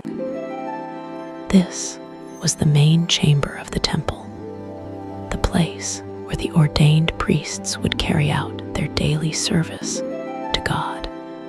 It was in this room that the great golden lampstand would glow, where the table for the bread of the presence would be set, and where the golden altar of incense would send its fragrant smoke up towards heaven. The second room, at the far western end of the building, was the inner sanctuary, the most holy place, or the Debir. This was the spiritual heart of the temple, the nation, and for the ancient Israelites, the entire cosmos. It was a perfect cube, 20 cubits long, 20 cubits wide, and 20 cubits high. The perfection of its geometry signified its perfection and holiness. This was the throne room of the invisible King, the place where the Ark of the Covenant would ultimately reside, and where the very presence, the glory of God, would dwell between the wings of the cherubim. The partition that separated these two sacred spaces was itself a work of art. Unlike the tabernacle, which was separated by a simple, though ornate, veil, the temple had a more permanent division. A wall of cedar was built, and within it, a set of magnificent two-leaved doors made of precious olive wood were installed. These doors were like the walls, covered in intricate carvings of cherubim, palm trees, and open flowers. And then, these carvings were overlaid with pure gold. This doorway was the final threshold, the portal between the holy and the most holy. In addition to the doors, the Bible also mentions that golden chains were stretched across the front of the inner sanctuary, a further barrier marking this space as utterly unique and restricted. And behind these doors, a veil of blue, purple, and crimson yarn and fine linen, just like the one in the old tabernacle, was likely hung, adding another layer of mystery and reverence to the space. The main entrance to the temple, the doorway leading from the outside world into the holy place, was also a grand affair. The doorposts were made of olive wood, and the two great doors themselves, which folded back, were made of juniper. They too were carved with the same motifs of cherubim, palms, and flowers, and overlaid with gold. Every entrance, every transition from one level of holiness to the next, was marked by increasing beauty and value. And it is somewhere in the midst of all this work, as the walls are rising and the vision is taking shape, that the biblical narrative pauses. It is as if God Himself presses the mute button on the silent construction to deliver a message directly to Solomon. The word of the Lord comes to the king. It is a message that serves as a vital course correction, a reminder of the ultimate purpose behind this 7-year effort Concerning this temple you are building, God says, if you walk in my statutes, execute my judgments, keep all my commandments, and walk in them, then I will perform my word with you, which I spoke to your father David. And I will dwell among the children of Israel, and will not forsake my people Israel. This is a moment of profound theological importance. Solomon is in the middle of the greatest building project in his nation's history, an enterprise of staggering wealth, logistical complexity, and artistic ambition. It would be so easy for him, or for the people, to begin to think that the building itself was the goal. It would be easy to believe that by constructing a sufficiently glorious house for God, they could somehow guarantee his favor, lock in his presence, and secure his blessing forever.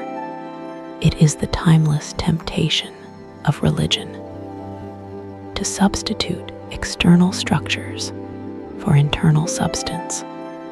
And God, in this moment, cuts right through that temptation. He reminds Solomon that the cedar and the stone and the gold are all secondary. The true dwelling place for God is not a house of wood, but a people of obedience. The promise of God's presence, I will dwell among the children of Israel, is not contingent on the completion of the temple, but on the continuation of the covenant. The promise is conditional. If you follow my decrees, then I will fulfill my promise. The magnificent building is not a magical charm to ensure God's presence. It is intended to be a physical expression of a spiritual reality, a meeting place that is only meaningful if the people who come there have hearts that are aligned with the God they claim to worship. This divine interruption serves as the conscience of the entire project. It reminds Solomon that he is not just building a structure, he is stewarding a relationship. The quality of the people's hearts is infinitely more important than the quality of the masonry. The beauty of their obedience is more precious to God than the beauty of the gold overlay. God will not be confined to a house made by human hands. He chooses to dwell among a people who choose to follow him. The temple is meant to be a focal point for that relationship, a place to remember and renew their commitment, but it can never be a substitute for it. This message ensures that as the final glorious touches are put on the building, the king and the people remember what matters most, and so the work is completed. The book of 1 Kings gives a simple, powerful summary. So he built the temple and finished it. It took 7 years, 7 years of silent assembly, of meticulous craftsmanship, of unimaginable expense and labor. From the outside, it now stands complete on Mount Moriah, a beacon of white stone, and perhaps, as some traditions hold, a roof that glinted with gold, shining in the Middle Eastern sun. Its perfect lines and silent, solid presence speak of order, peace, and permanence. And on the inside, the vision is fully realized. To step through the great juniper doors is to enter another world, a world of shadows and fragrance, where every surface is alive with the deep, rich colors of cedar, juniper, and olive wood. A symbolic garden where carved flowers are always in bloom, where palm trees stand in a perpetual, windless oasis, and where the silent, golden eyes of cherubim watch from the walls. The structure is perfect. The house is built. but it is still just a house. It is a beautiful, sacred, and unimaginably expensive shell. It is empty. The great bronze pillars are not yet standing before its porch. The massive basin for the priests has not been cast. The altar is not in place. The 10 golden lampstands are not yet lit. And most importantly, the Ark of the Covenant, the ancient throne of God, still sits in a tent in another part of the city. The house is waiting for its furniture. It is waiting for its inhabitants. And it is waiting for the glorious, terrifying, and unmistakable sign that God has accepted this house, the arrival of the divine presence for which it was built. The silent construction is over. The glorious furnishing is about to begin. The 7 years of silent assembly are over. The stone shell of the Temple of Solomon stands complete, a monument of perfect proportion and quiet strength on the holy mountain. The interior, a fragrant cocoon of carved cedar, juniper, and olive wood, is finished. The house is built, but a house, no matter how beautiful, is just an empty box until it is furnished, until it is filled with light and life and purpose. Now begins the second great phase of the temple's creation, the adornment. The structure was the work of masons and carpenters. The soul of the building will be the work of the artists, the metallurgists, and the master craftsmen, Hiram. The age of stone and wood gives way to the age of gold and bronze. The first and most overwhelming task of this new phase is the gilding. Solomon is not content with a few golden highlights or some precious trim. His vision, guided by the divine blueprints, is far more radical. He decrees that the entire interior of the house of the Lord is to be overlaid with pure gold. Every surface. Imagine the process. Goldsmiths, skilled in the delicate art of beating gold into impossibly thin sheets, set to work. The task is monumental. They begin with the most holy place, the inner sanctum. The floor of this perfect cube, made of juniper wood, is the first to disappear under a shimmering carpet of gold. Then they turn to the walls. Every single carved panel of cedar, every cherub, every palm tree, every unfolding flower is meticulously covered with gold leaf, carefully pressed and burnished so that the precious metal conforms to every delicate detail of the wood carving beneath. The effect is not to obliterate the carvings, but to transfigure them. What was once a beautiful wooden relief now becomes a shimmering golden tapestry, alive with texture and depth. Finally, they reach the ceiling, covering the massive cedar beams, until the entire room, floor to ceiling, is a seamless, glowing cavern of pure gold. To stand inside this space must have been an experience that bordered on the transcendent. There were no windows in the most holy place. The only light that would ever grace it would be the divine light of God's own glory.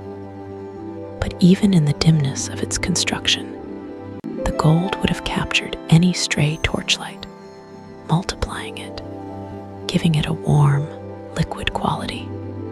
It would have felt like standing inside a treasure chest, or perhaps inside the heart of the sun. The gold was a symbol of everything divine. God's purity, which is without alloy, his royalty, as the King of the universe, and his holiness, a quality so other so valuable, it could only be represented by the most precious and incorruptible of metals. From the inner sanctuary, the gilders move into the main hall, the holy place. Here too, the same lavish treatment is applied.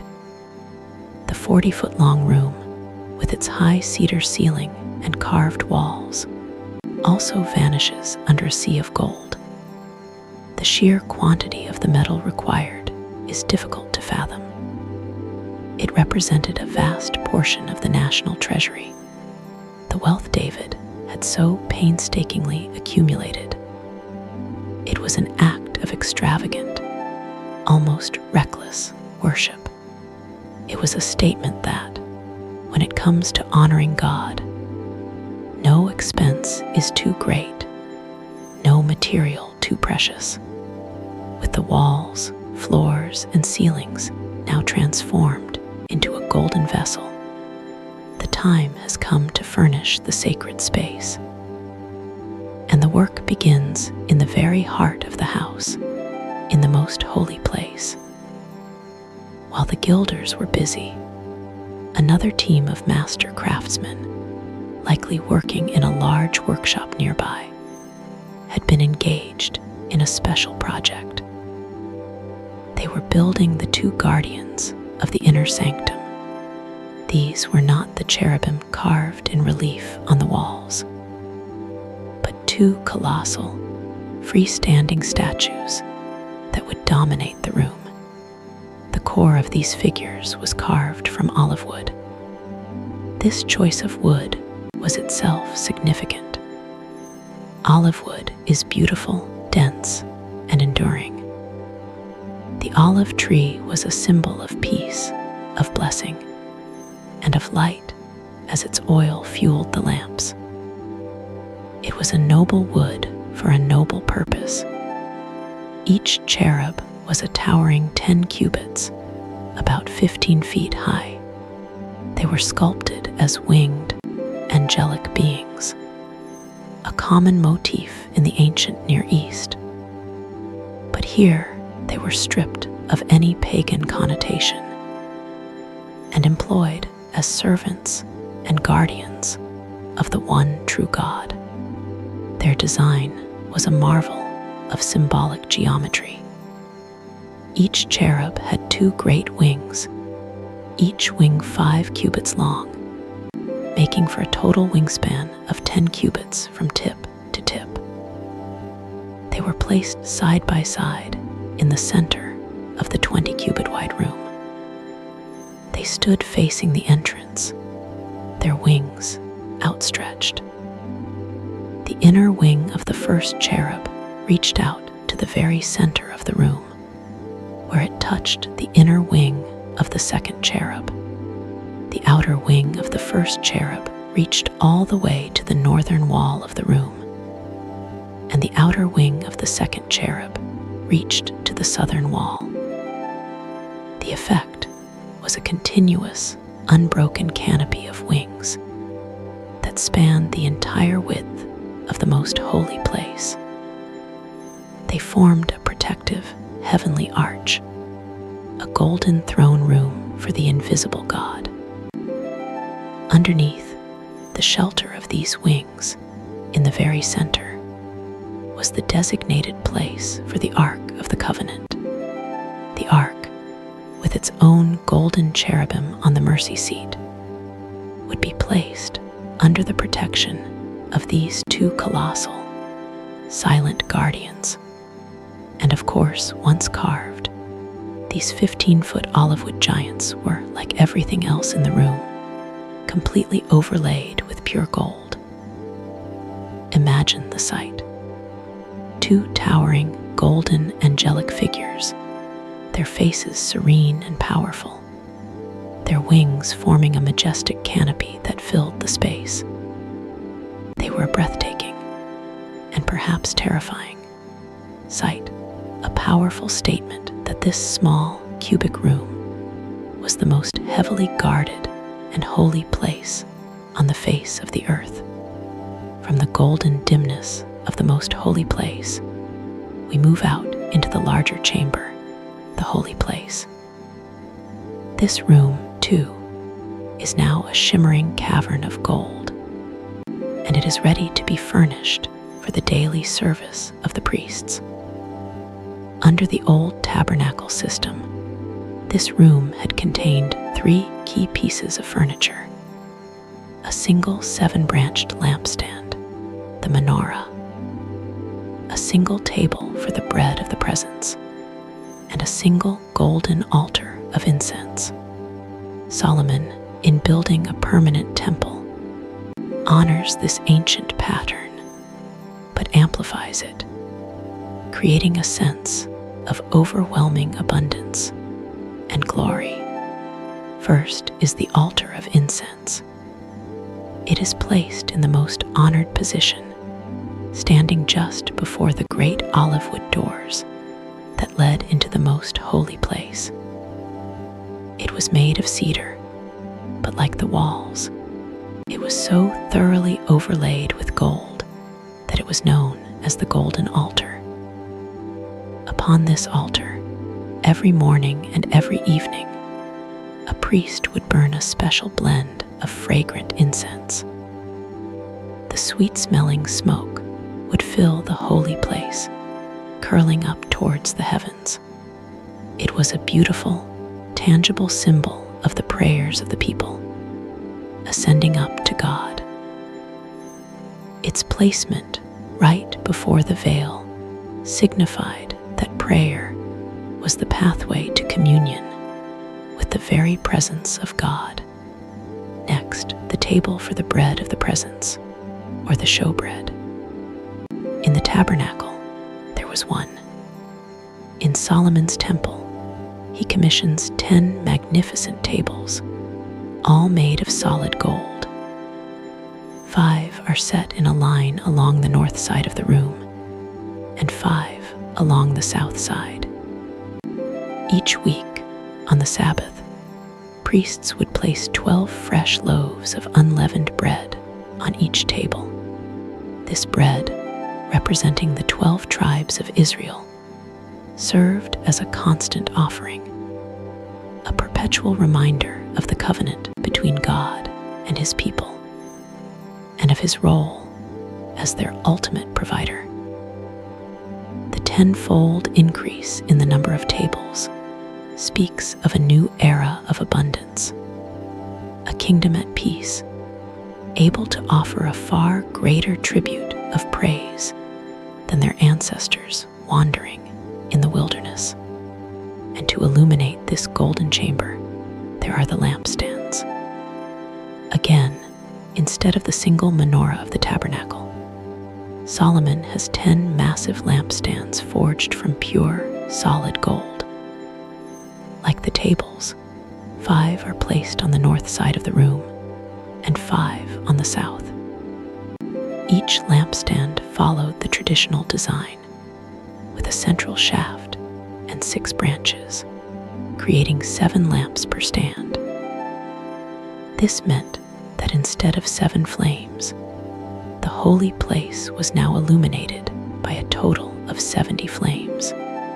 Imagine the light. 70 individual tongues of fire, fueled by the purest olive oil, burning day and night. Their light would have danced and reflected off every surface of the golden room, the walls, the ceiling, the 10 tables, the golden altar. The room would have been filled with a warm, brilliant, shimmering light, a light so bright and glorious it would have felt like a piece of heaven itself. It was a powerful symbol that the light of God's presence in this new era was more abundant and glorious than ever before.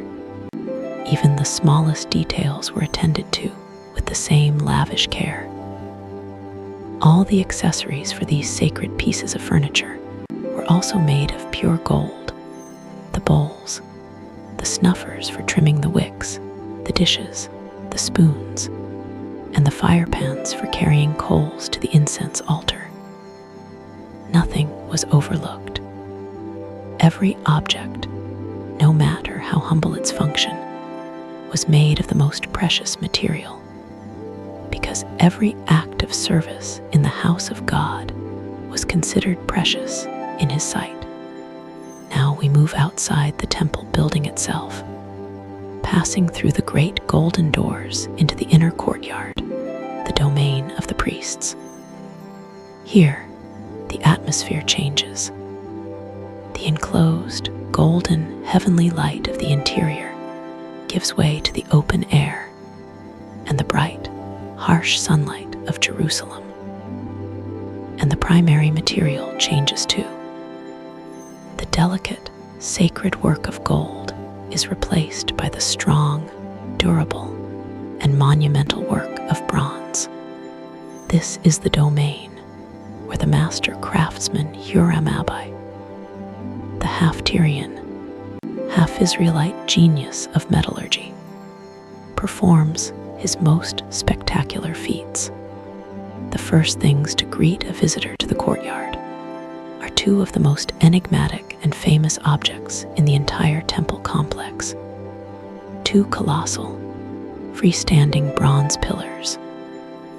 They do not hold up the roof of the porch. They stand in front of it as monumental markers. They are purely symbolic, and they are immense.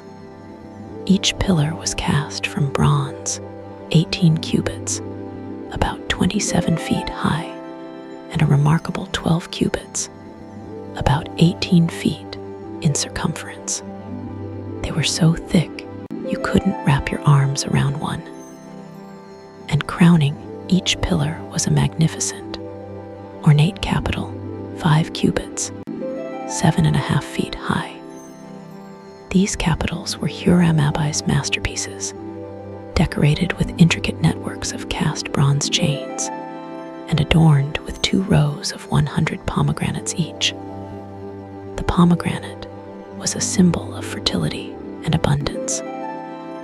These pillars, strong and fruitful, stood like 2 mighty sentinels at the entrance to the house of God, and Solomon gives them names. The pillar on the right, the south side, he named Jachin. The pillar on the left, the north side, he named Boaz. The names are significant. Jachin means he will establish. Boaz means in him is strength. So, every priest who entered the temple to serve, and every worshiper who came to the courtyard to pray, would pass between these 2 declarations of faith. He will establish. In him is strength. It was a constant reminder that the temple, the kingdom, and the faith of the people were not established by their own power or cleverness, but by the strength and faithfulness of God alone. Dominating the southern side of the courtyard was perhaps the most astonishing feat of bronze casting in the ancient world, the molten sea, or the Great Basin. This was an enormous circular tank of cast bronze, 10 cubits, 15 feet in diameter, and 5 cubits, 7.5 feet high. The text tells us its circumference was 30 cubits, a detail that has delighted mathematicians for centuries as a practical, ancient approximation of pi. It was about 4 inches thick and held, by some estimates, over 10,000 gallons of water. The sheer technical challenge of mining, smelting, and casting a single object of this size is almost impossible to overstate. It would have required a massive furnace and a perfectly coordinated effort by a huge team of craftsmen under Hiram-Abai's direction, and the basin did not simply sit on the ground. Its massive weight rested on the backs of 12 cast bronze oxen. These statues were arranged in 4 groups of 3, with each group facing one of the cardinal directions: north, south, east, and west. The oxen, symbols of strength and service, seemed to hold up this great sea of water for the benefit of the people. The primary function of the sea was practical. It was a reservoir of water for the priests to perform their ceremonial washings, to purify themselves before entering the holy place. But it was also symbolic, a great, controlled body of water that stood in contrast to the chaotic, destructive seas of pagan mythology. It was a symbol of God's creative power, bringing life and purity to his people. To complement the great stationary sea, Hiram also created 10 smaller, mobile washing stations. These consisted of 10 square bronze carts or stands, each one intricately decorated with cast figures of lions, oxen, and cherubim. These carts were fitted with bronze wheels, allowing them to be moved around the courtyard as needed. Upon each cart rested a smaller bronze basin or laver, while the great sea was for the priest's personal purification. These 10 lavers were for washing the parts of the animals that were to be offered as sacrifices on the great altar. 5 of these mobile washing stations were placed on the north side of the courtyard, and 5 on the south, providing a practical and beautifully adorned system for maintaining the ritual purity of the sacrificial service. Finally, at the very center of the courtyard, directly in front of the temple porch, stood the great altar of burnt offering. This was the spiritual focal point of the courtyard, the place where heaven and earth met in the smoke of the sacrifice.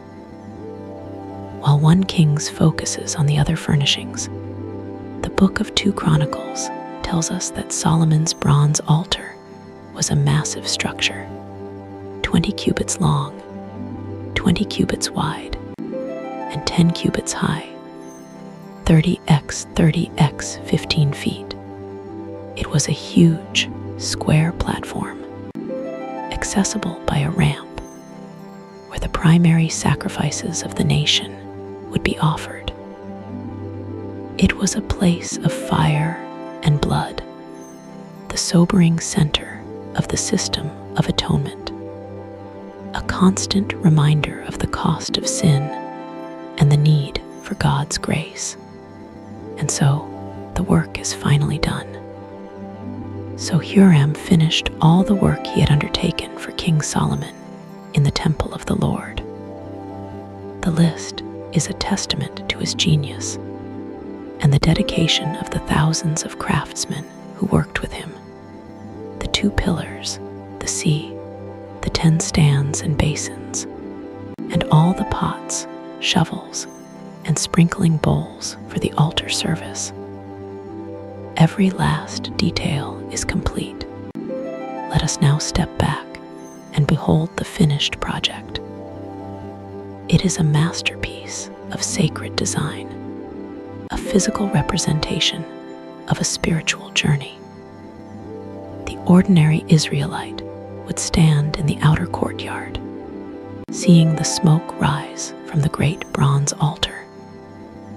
The priests would move through the inner courtyard, passing between jachin and bows, cleansing themselves at the molten sea, and carrying out the rituals of sacrifice.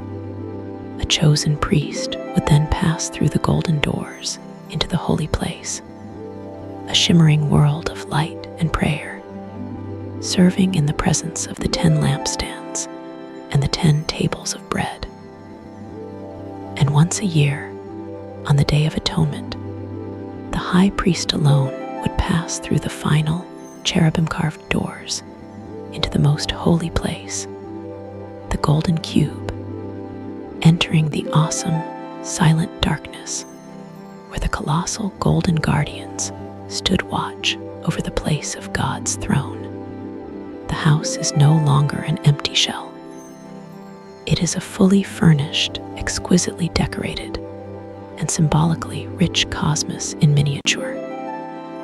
The courtyard, with its bronze, water, and fire, represents the earthly realm where humanity must deal with sin and purification. The holy place, with its gold, light, and fragrant prayer, represents a taste of the heavenly realm. And the most holy place is heaven itself, the very dwelling place of God. Every piece of furniture, every carving, every material choice is steeped in meaning. The temple is now ready. It is a perfect, pristine instrument, waiting for the musician to arrive. It is a body waiting for the Spirit to give it life. All that remains is to bring the Ark of the Covenant to its final resting place and to see if God will indeed accept this house and fill it with His glory. For 7 years, the temple has risen in reverent silence. For 13 years in total, Solomon has presided over the grand construction of both God's house and his own palace. An entire generation of Israelites has grown up with the temple as a constant, evolving reality on the Jerusalem skyline. They have seen the timber arrive from the sea, the great stones hauled up the hillsides. They have paid the Levites and contributed to the treasury. The entire nation has been invested in this project, and now the work is finally, breathtakingly complete. The golden interior gleams in readiness. The monumental bronze furnishings of the courtyard stand waiting. The house is built, the furniture is in place, but the host has not yet arrived. The time has come for the dedication.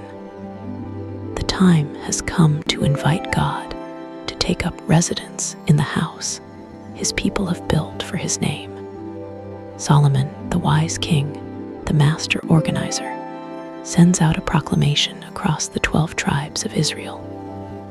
He summons the elders, the heads of the tribes, and the chiefs of the patriarchal families to assemble in Jerusalem. This will not be a private ceremony for the priests and the court. It will be a national event, the spiritual climax of their history as a settled people. And so, the people come. From Dan in the far north to Beersheba in the arid south, they make the pilgrimage to the holy city. The roads are choked with families. The hillsides around Jerusalem become a temporary city of tents. The capital itself overflows with a festive, expectant energy. The air is electric with anticipation. The timing of this great assembly is no accident. Solomon chooses the 7th month of the year, a month called Ethanim, during the great autumn festival. This festival is known by many names, but most commonly as the Feast of Tabernacles, or Sukkot. For 7 days, the people of Israel were commanded to live in temporary shelters, or booths, made of branches and leaves. It was a joyful festival of the harvest, but more deeply, it was a historical remembrance. It was designed to make them remember the 40 years their ancestors spent wandering in the wilderness, living in tents, completely dependent on God for their daily bread and water. So, in a stroke of profound symbolic genius, Solomon chooses to dedicate God's permanent, glorious, cedar and stone house during the very week that the people are living in flimsy, temporary huts. contrast is powerful. It's a nationwide object lesson, a reminder to a people now living in peace and prosperity, in stone houses and a fortified kingdom, that their ultimate security rests not in permanent structures, but in the enduring presence of the God who guided them when they had nothing but tents. The day arrives. The great ceremony begins not at the new temple, but down in the older part of the city of David. For there, in a special tent David had pitched for it years ago, sat the spiritual heart of the nation, the Ark of the Covenant. Let us pause and remember what this object was. It was an acacia wood box, overlaid with gold. It was not an idol. It contained the 2 stone tablets on which the 10 Commandments were written. Its lid, the mercy seat, was topped with 2 golden cherubim. It was considered the earthly footstool of the invisible God. It had been with them through everything. It had parted the Jordan River, brought down the walls of Jericho, and been captured by the Philistines and miraculously returned. It was ancient, sacred, and unimaginably holy. And now it was about to make its final journey. The priests and the Levites, the only ones permitted to handle the sacred objects, step into the tent. With great reverence, they slide the long, gold-covered carrying poles through the rings on the ark and lift it to their shoulders. This detail is crucial. Years before, King David had tried to move the ark on a new ox cart, a method used by other nations, and it had ended in tragedy when a man named Uzzah touched the ark to steady it and was struck dead. The lesson was learned. God's holiness must be approached on his terms, with the reverence and obedience he prescribed. So now, the ark is carried as Moses had commanded, on the shoulders of consecrated men. A great procession forms. Solomon leads the way, with the elders and the entire assembly of Israel behind him. As the priests carry the ark out of its tent and begin the slow, solemn ascent up the hill toward the Temple Mount, a wave of worship breaks over the people. Solomon and the assembly begin to offer sacrifices. The scale of this worship is beyond counting. The Bible says they sacrificed so many sheep and cattle that they could not be recorded or counted. Imagine the scene. The air fills with the thick, pungent smoke of thousands of offerings. The sound is a symphony of priestly chants, the bleating of countless sheep, and the prayers of a nation.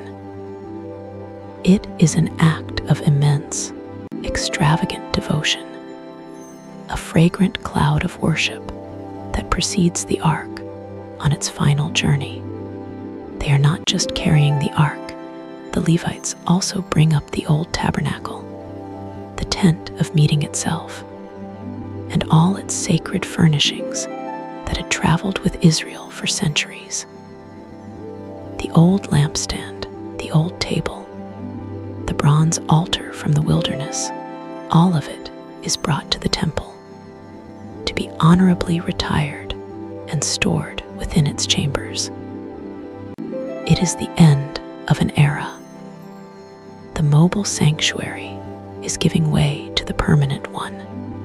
The symbol of their wandering is being subsumed into the symbol of their rest. The procession reaches the inner courtyard of the new temple. The priests carry the ark past the great bronze altar between the mighty pillars of Jachin and Bose. They ascend the steps to the porch, and pass through the great golden doors into the holy place. They walk through the shimmering, lamplit chamber, past the 10 golden tables and the 10 golden lampstands. They arrive at the final threshold, the great olive wood doors leading into the most holy place. The doors swing open, they pass behind the veil, and they enter the golden cube, the heart of the house. There, in the dim, sacred space, they walk toward the 2 colossal, 15-foot-high golden cherubim. They stoop and place the ancient, travel-worn Ark of the Covenant on the floor, directly in the center, beneath the canopy of the great, outstretched wings. The Ark has come home. The throne of God, which had been moved from place to place for nearly 500 years, is finally at rest. The text gives us a wonderful, small detail.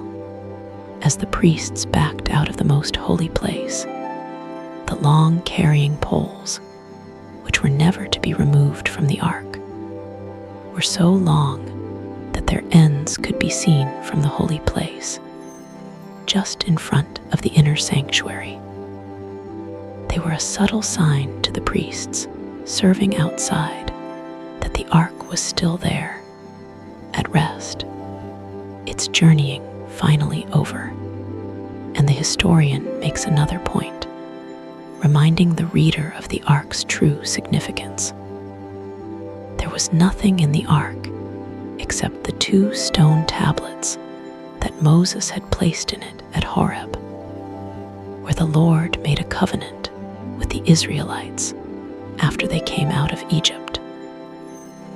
The foundation of it all was the covenant, God's enduring word. And then it happens. It is the moment all of Israel has been waiting for, the sign of divine acceptance. As the last of the priests withdraws from the holy place, a cloud begins to form within the temple. It is not the smoke from the sacrifices.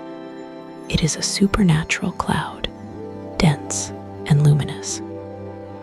It is the Shekinah, the visible manifestation of the glory of the Lord.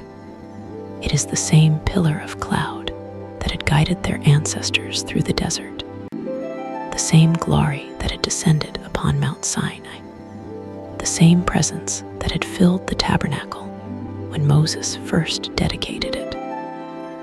The cloud pours out from the most holy place and fills the entire temple, the main hall, and even the courtyard. The Bible says the glory of the Lord was so thick, so overwhelming, so potently holy, that the priests could not even remain inside to perform their duties. Human service must stop when divine majesty arrives. It is a moment of pure, unadulterated awe. God has come to his house. He has accepted their offering. He is here. As the people watch, perhaps falling to their knees in a mixture of joy and holy terror, Solomon steps forward. He raises his voice to be heard over the murmur of the crowd, and he interprets the moment for them. He looks at the dark, glorious cloud enveloping the temple and declares, "The Lord has said that he would dwell in a dark cloud.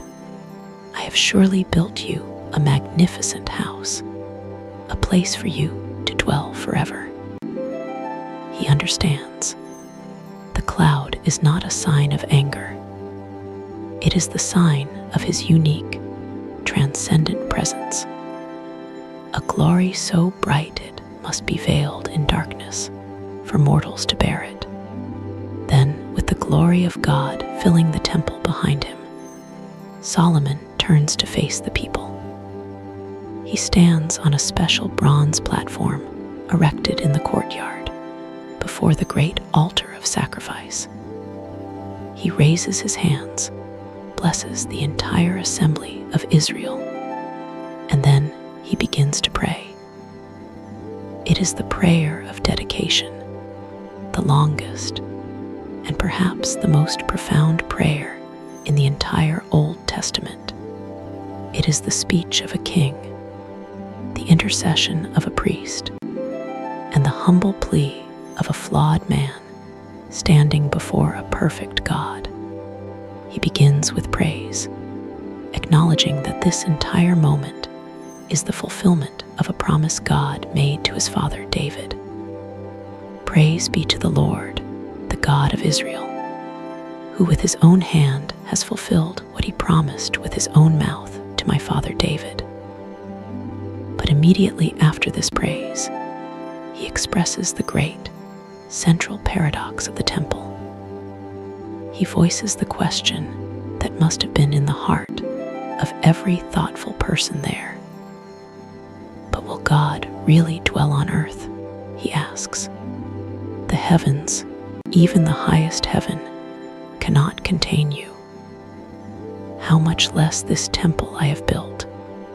This is a statement of incredible theological maturity.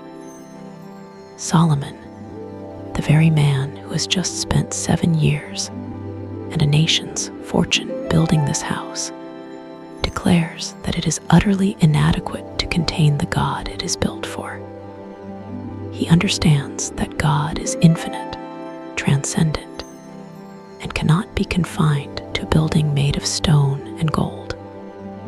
So, what then is the temple for? Solomon's prayer answers that question. It is not a house to contain God, but a focal point for prayer, a place toward which the people can turn, knowing that the God who dwells in heaven will hear them.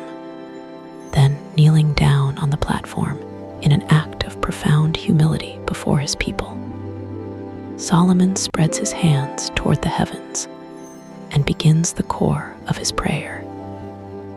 He makes a series of 7 petitions, 7 what-if scenarios, dedicating the temple as a place of refuge, repentance, and restoration for all future generations. First, he prays for justice. He asks that if a person is accused of wronging their neighbor and comes to the altar in the temple to swear an oath, that God would hear from heaven and judge. Condemn the guilty, he prays, and vindicate the innocent. He dedicates the temple as a foundation for the nation's legal and moral life. Second, he prays for times of military defeat. He looks into the future and knows that Israel will sin, and that, as a consequence, they might be defeated by their enemies. He prays that if, in that humbled state, they turn back, confess God's name, and pray toward this temple, that God would hear from heaven and forgive them and restore them to their land. Third, he prays for times of drought. He knows the land is dependent on the seasonal rains, and that sin could lead God to withhold that blessing. He asks that when there is no rain, if the people pray toward this place and confess their sin, that God would hear, forgive, and send rain upon the land. Fourth, he expands this plea to cover all manner of national disaster. When famine or plague comes to the land, he prays, or blight or mildew, locusts or grasshoppers, or when an enemy besieges them, whatever disaster or plague may come, he asks that if any person or all the people pray toward this temple, that God would hear and forgive and act. Fifth, in a moment of stunning, expansive vision, he prays for the foreigner.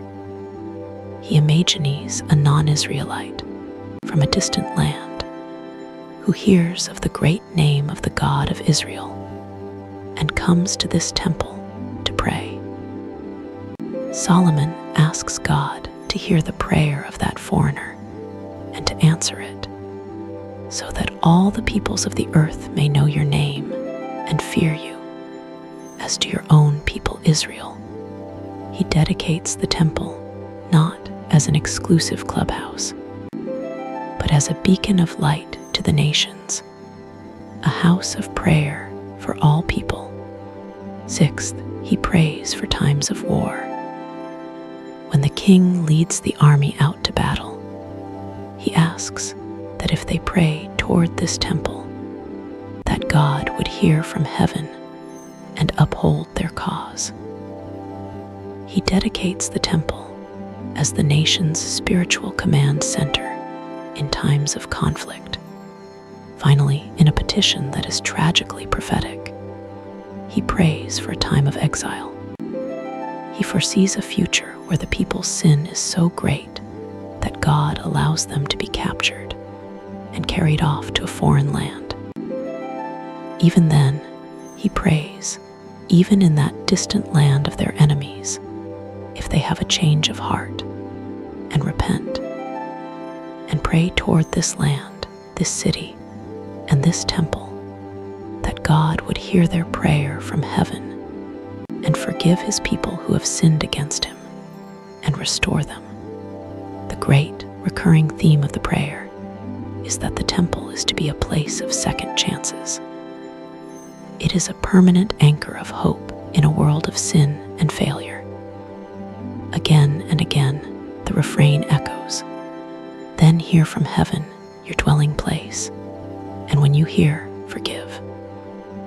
Solomon is dedicating the temple not as a monument to their success, but as a hospital for their failures, a place where the covenant relationship between God and his people can be perpetually repaired and restored. As Solomon says, "Amen," and rises to his feet, the book of 2 Chronicles adds another spectacular detail to the story. Just as he finishes praying, a fire flashes down from heaven and consumes the burnt offerings and the sacrifices that were waiting on the great bronze altar. And at the same time, the glory of the Lord, which had been inside the temple, floods out and fills the entire courtyard once more. It is a second, emphatic sign of God's acceptance. He has accepted the house with the cloud, and he has accepted the sacrifices with the fire. The divine approval is absolute and unmistakable. The people who have been watching all of this are completely overcome. The sight of the fire from heaven and the overwhelming glory of God causes them all to drop to their knees, bowing with their faces to the stone pavement of the courtyard. And a unified chorus of praise rises from the crowd. He is good, his love endures forever. The solemn dedication now erupts into a massive celebration. The festival Solomon had summoned them for now merges with the dedication ceremony. For 7 days they celebrate the dedication, and for another 7 days they celebrate the Feast of Tabernacles. For a total of 14 days, the city of Jerusalem is the site of the greatest, most joyful, and most unified celebration in the history of the nation. The scale of the feasting is immense. The final tally of sacrifices for the dedication is recorded as 22,000 cattle and 120,000 sheep and goats. It is a national barbecue of epic proportions, a sign of the incredible peace and prosperity the kingdom was experiencing. Every person in that vast assembly ate their fill, rejoicing in their king, their new temple, and their God. At the end of the 2 weeks, Solomon sends the people home. They leave Jerusalem and begin their journeys back to their farms and villages, not just with full bellies, but with full hearts. The scripture says they were joyful and glad in heart for all the good things the Lord had done for his servant David and for his people Israel. The project was complete. The promise was fulfilled. The presence of God was secured. It is the absolute zenith, the high water mark of the kingdom of Israel. Our story ends with a quiet postscript. Sometime later, after all the celebration has died down, the Lord appears to Solomon a second time, just as he had at Gibeon. He speaks to Solomon in the night and confirms that he has heard his prayer and has consecrated the temple. The promise is reaffirmed. God's eyes and his heart will be there perpetually. But with the promise comes a solemn warning, a restatement of the conditions. If Solomon and his descendants will walk in obedience, as David did, then the dynasty and the throne will be established forever. But God warns, if they turn away, forsake the commandments, and worship other gods, then God will uproot Israel from the land. And this temple, this magnificent house which he has consecrated for his name, he will cast out of his sight. It will become a byword, a ruin, a place that people will whistle at in shock, asking, "Why has the Lord done such a thing to this land and to this temple?" It is a sobering end to a glorious story. The future of this magnificent building does not rest in the quality of its stone or the purity of its gold, but in the fickle, fragile hearts of the people who worship there. The temple stands today not as a ruin, but as a lesson that the grandest structures we build for God are only as strong as the sincerity of our obedience. The journey from David's dream to the glorious dedication was a testament to what can be accomplished when a people unite under a vision of honoring God. It stands as a timeless reminder that the truest house for God is not a place, but a people whose hearts are filled with his glory and whose lives are dedicated in joyful, grateful prayer.